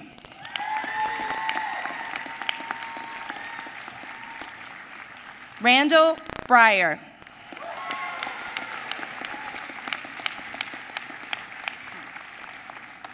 Anjali Bhushan.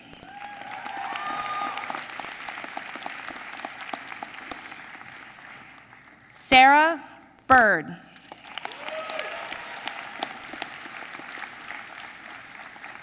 Joseph Camp.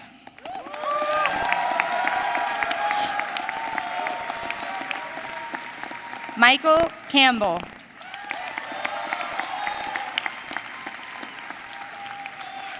Dominic Capasso, in absentia.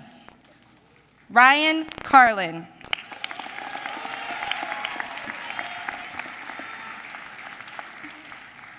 Jeremy Karp.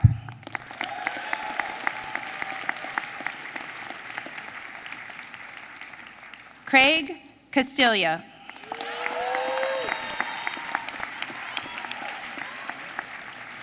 Michelle Ketcher.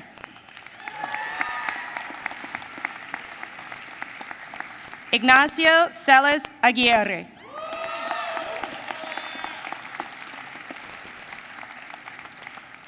Ian Charlton.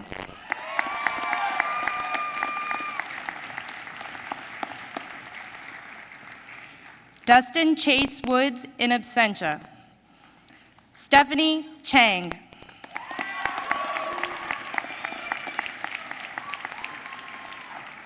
Nicole Chang.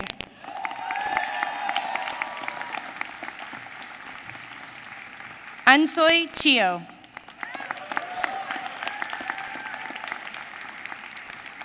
Elliot Choi.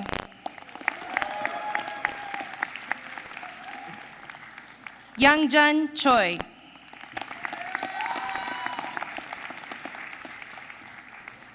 Lilibeth Joan Clello.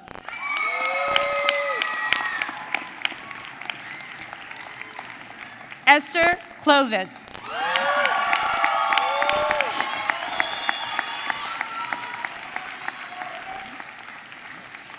It is now my pleasure to ask to come forward to the podium David and Rhonda Cohen, classes of 81 and 80 respectively, to give the diploma to their son, Joshua Cohen.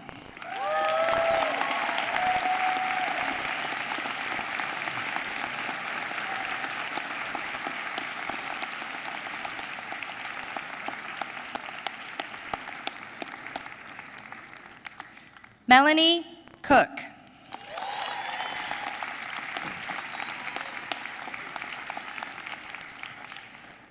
Tyler Cook.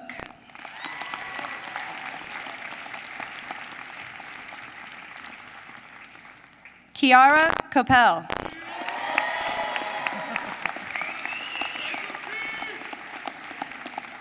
Catherine Baldwin Kramer.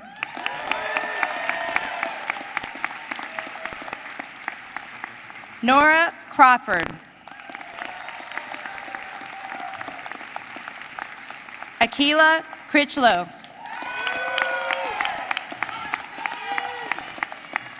Kimberly Collin.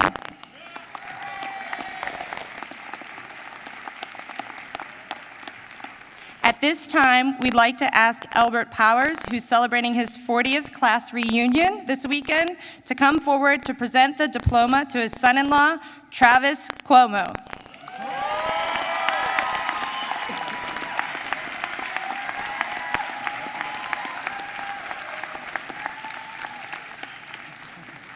Logan Dalton.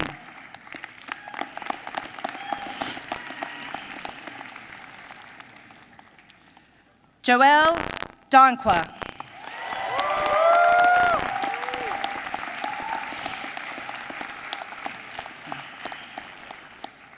Samuel Darby.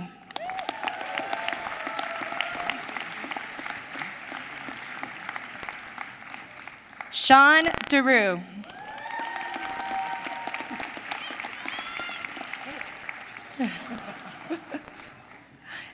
Andrew DeVersa.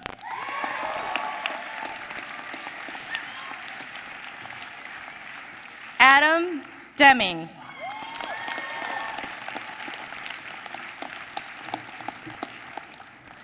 Stephen DeSalo.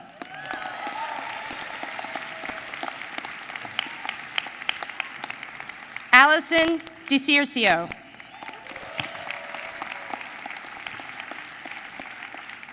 Jordan DePinto.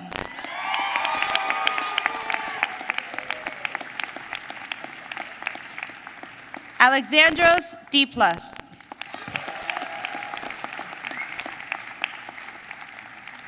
Sean Donovan.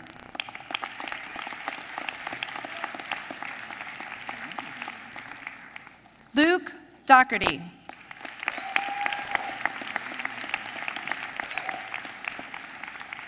Lauren Dowling.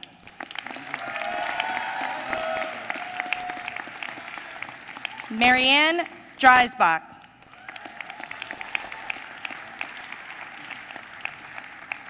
Chester Ekman.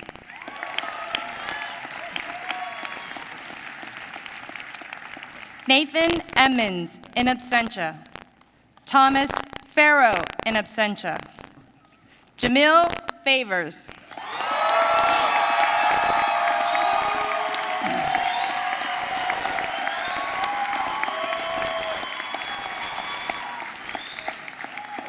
Aaron Feinblatt.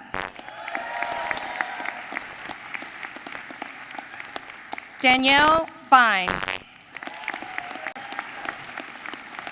Peter Fishkin.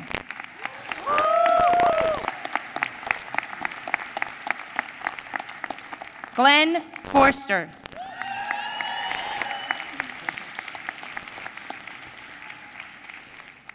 Adriana DeVries Fortune.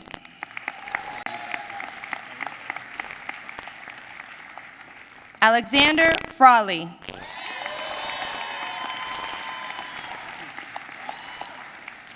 David Freenock.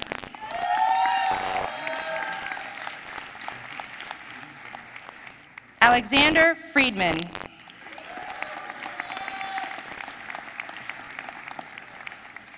Brendan Galloway.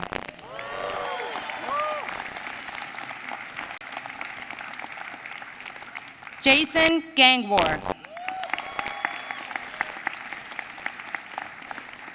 Stefan Judici.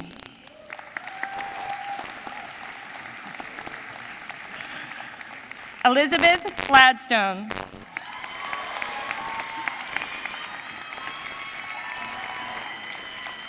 Hannah Glass.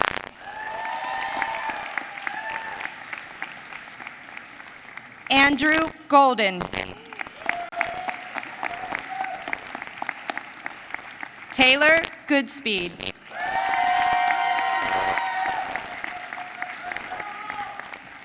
Ruslan Gusatnikov.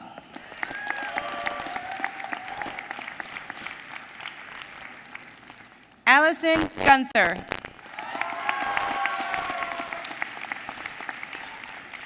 Christina Gunzenhauser. Harrison Haas.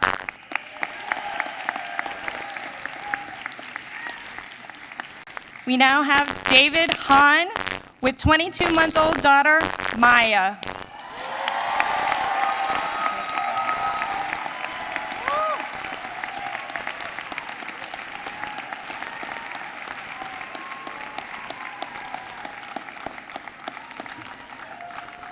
Martha Hannah.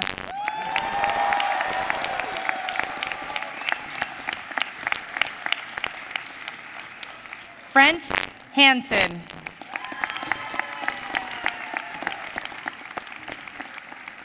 Megan Haycock.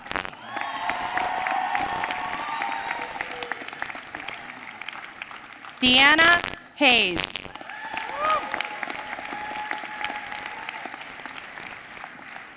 Maria Hera.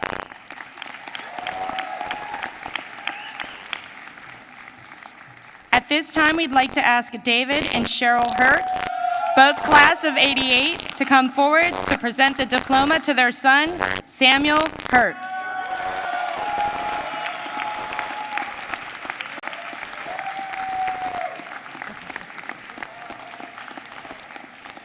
Rodney Holcomb.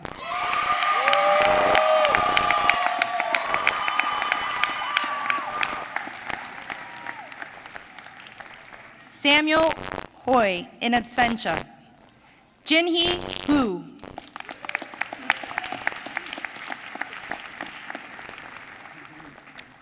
Sylvia Ibrahim.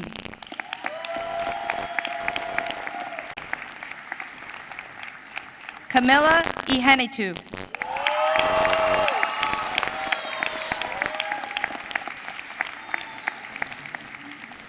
Sejal Jane.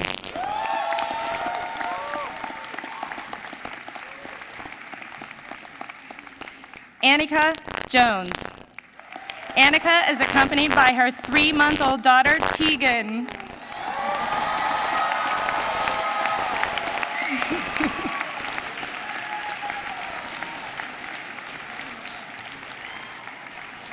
Mary Jones.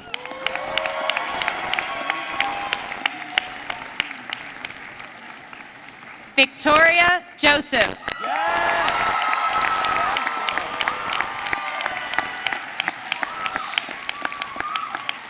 Jonathan Kaplowitz.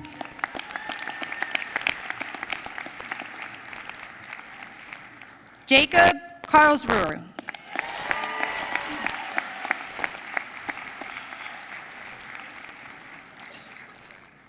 Elizabeth Rose.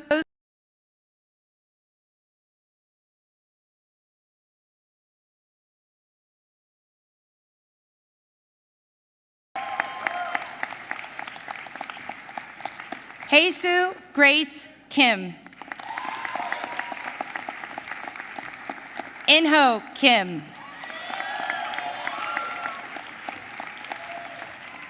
John Kim. Samuel Kim. Sylvia Kim.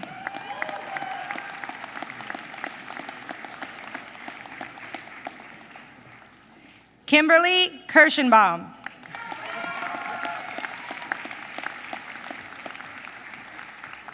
Casey Klein.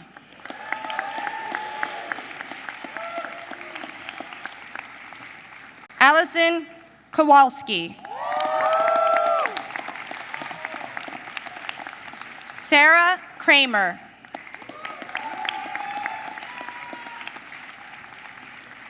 Hannah Kropp.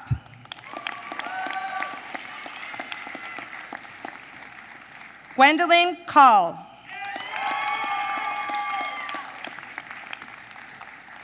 Caitlin Lackner. Stephen Lamb.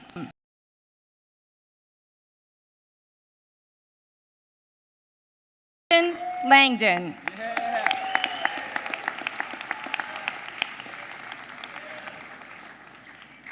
James Lassiter, in absentia. Lonnie Lear.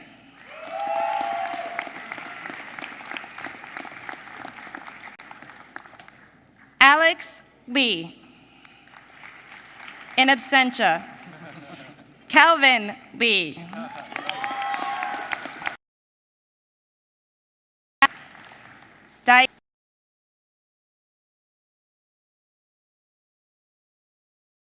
Juho Lee, in absentia. Christina Lee. Lawrence Lee. William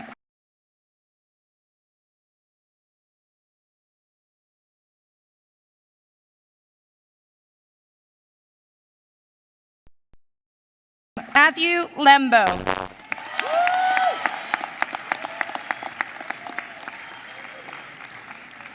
Elizabeth Leviton.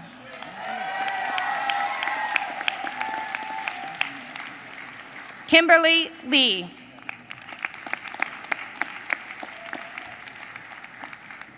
Ray Lee.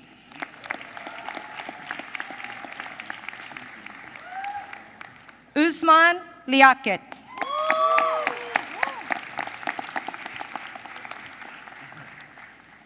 Shannon Lindemood.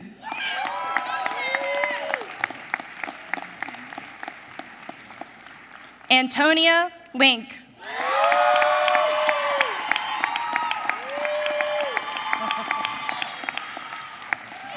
At this time, we'd like to ask Taylor Lake, class of 16, please come forward to present the diploma to her fiance and soon-to-be husband, Andrew Linz.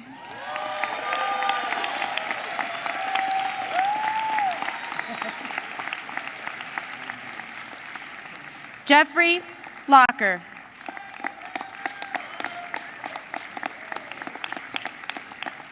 Amy Mahan.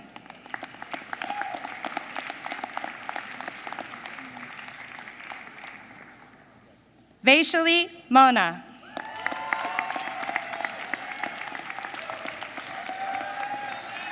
Zachary Manning.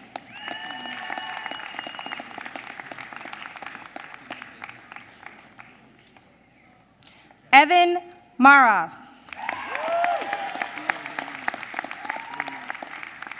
Amanda Martin.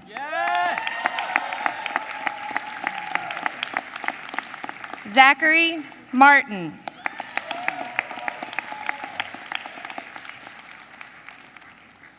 Raymond Martinez.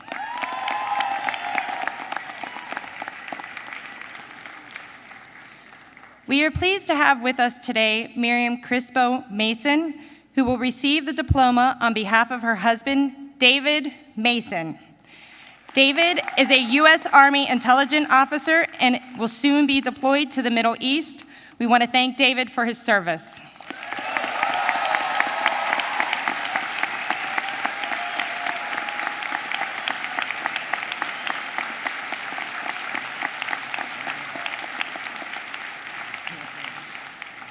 Ryan McMenamin.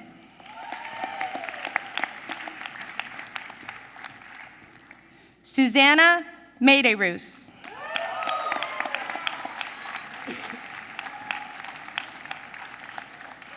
Sarah Mellinson.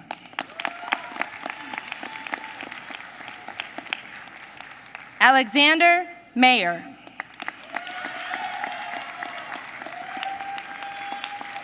Daniel Mayer.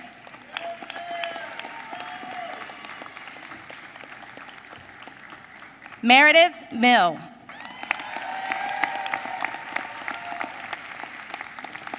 Ryan Miller.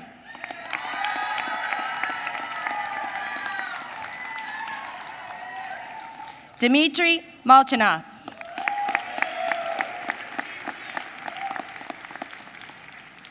Ian Morganelli.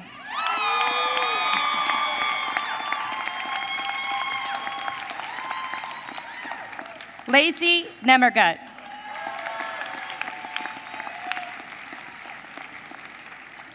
Leo Park.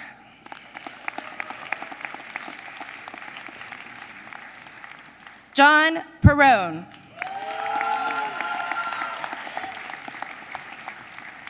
Rohit Parthasarathi.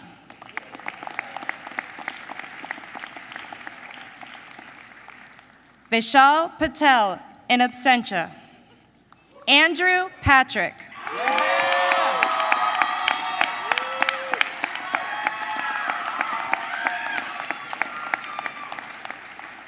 Bryce Prashidi.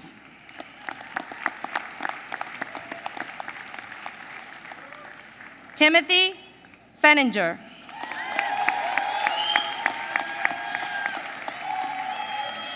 Ashish Polavarapu.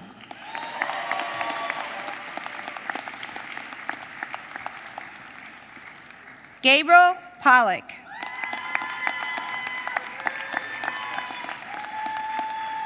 Zane Polston. Cole Pritchett.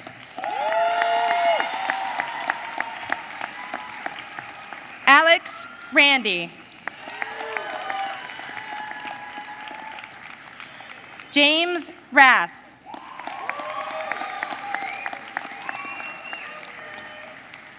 Emily Reineberg. Brenda Rivera. Stephen Rivera.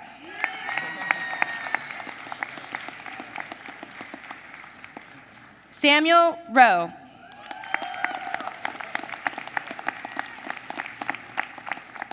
Danielle Rosen.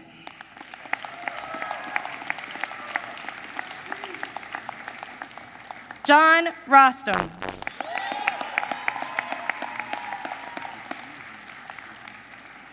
Tamara Roth.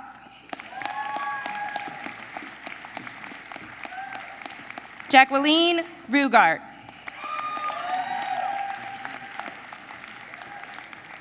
Brian Rucco. Kelsey Russell.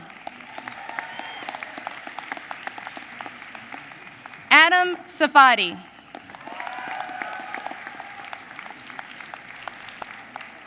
Werner Salmon.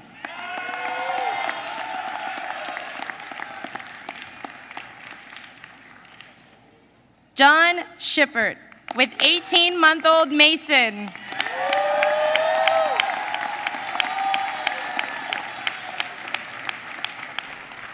Eric Schlabs. Catherine Schloss.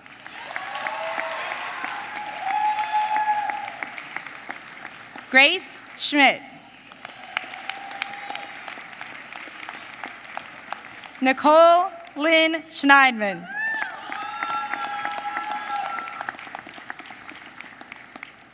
David Schneier.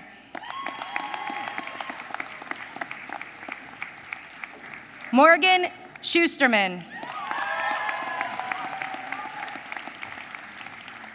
Nicholas Seaman. William Seidlick.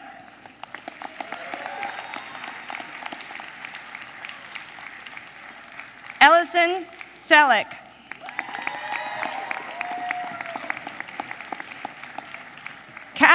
Sell with 12-week-old daughter, Emily.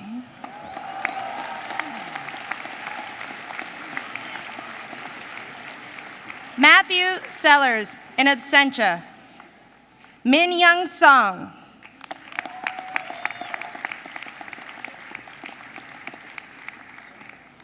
Aaron Shaddy.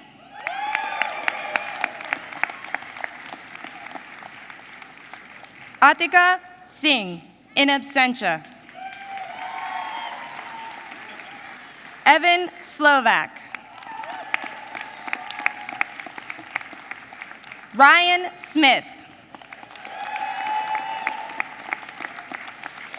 Carl Snodgrass.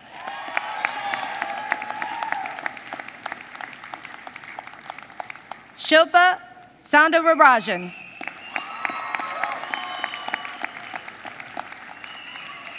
Benjamin Stango.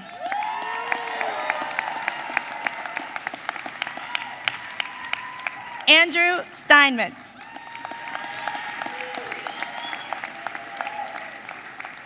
Brooke Stokes, in absentia. Patricia Stottlemyre.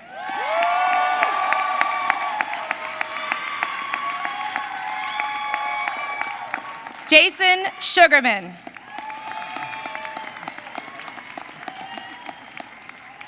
Timothy Sullivan. Nathan Swartz. Zachary Sweeby. Jack Tannenbaum. Elizabeth Tang. Meredith Tavalli. Lucas Tajwani.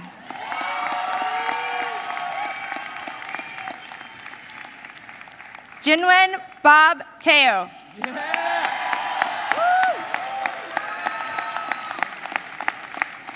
Kyle Terreo. Sarah Tornetta. Mary Toscano.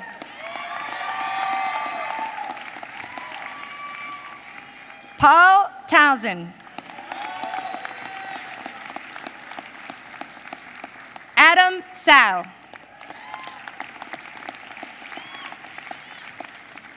Sarah Tufano.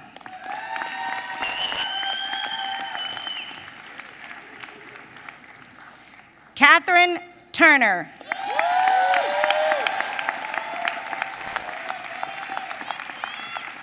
Uyebuchi Michael Odazu.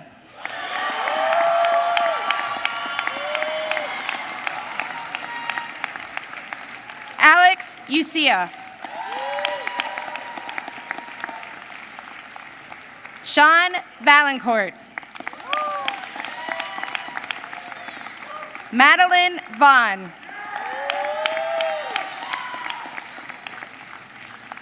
Teo Victoria. At this time, we'd like to ask Sean Wagert, the class of '84, to please come forward to present the diploma to his daughter, Emily Wagert.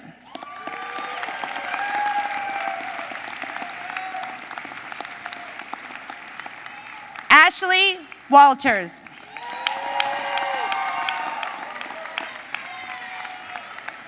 Vanya Wang.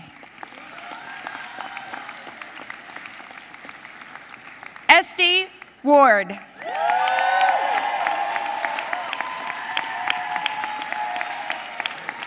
Samantha Weiss. Kenneth Whitley.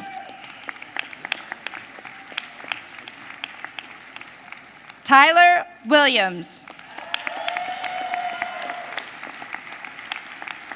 Haley Winograd.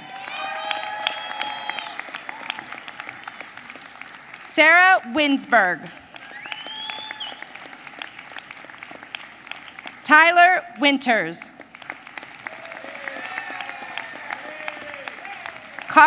Witkin. Michael Wood. John Ray. William Xiang. Yuri Yuhil.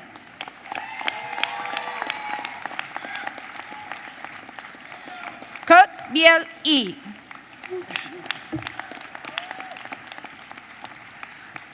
Amaryllis Young.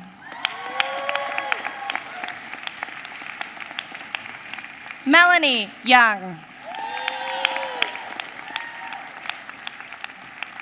Robert Yu. Catherine Yun. Nancy Zambrana.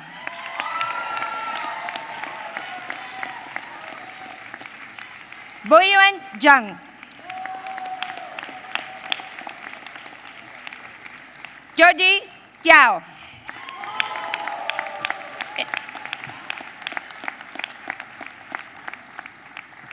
Ladies and gentlemen, I give to you the Penn Law JD class of 2017.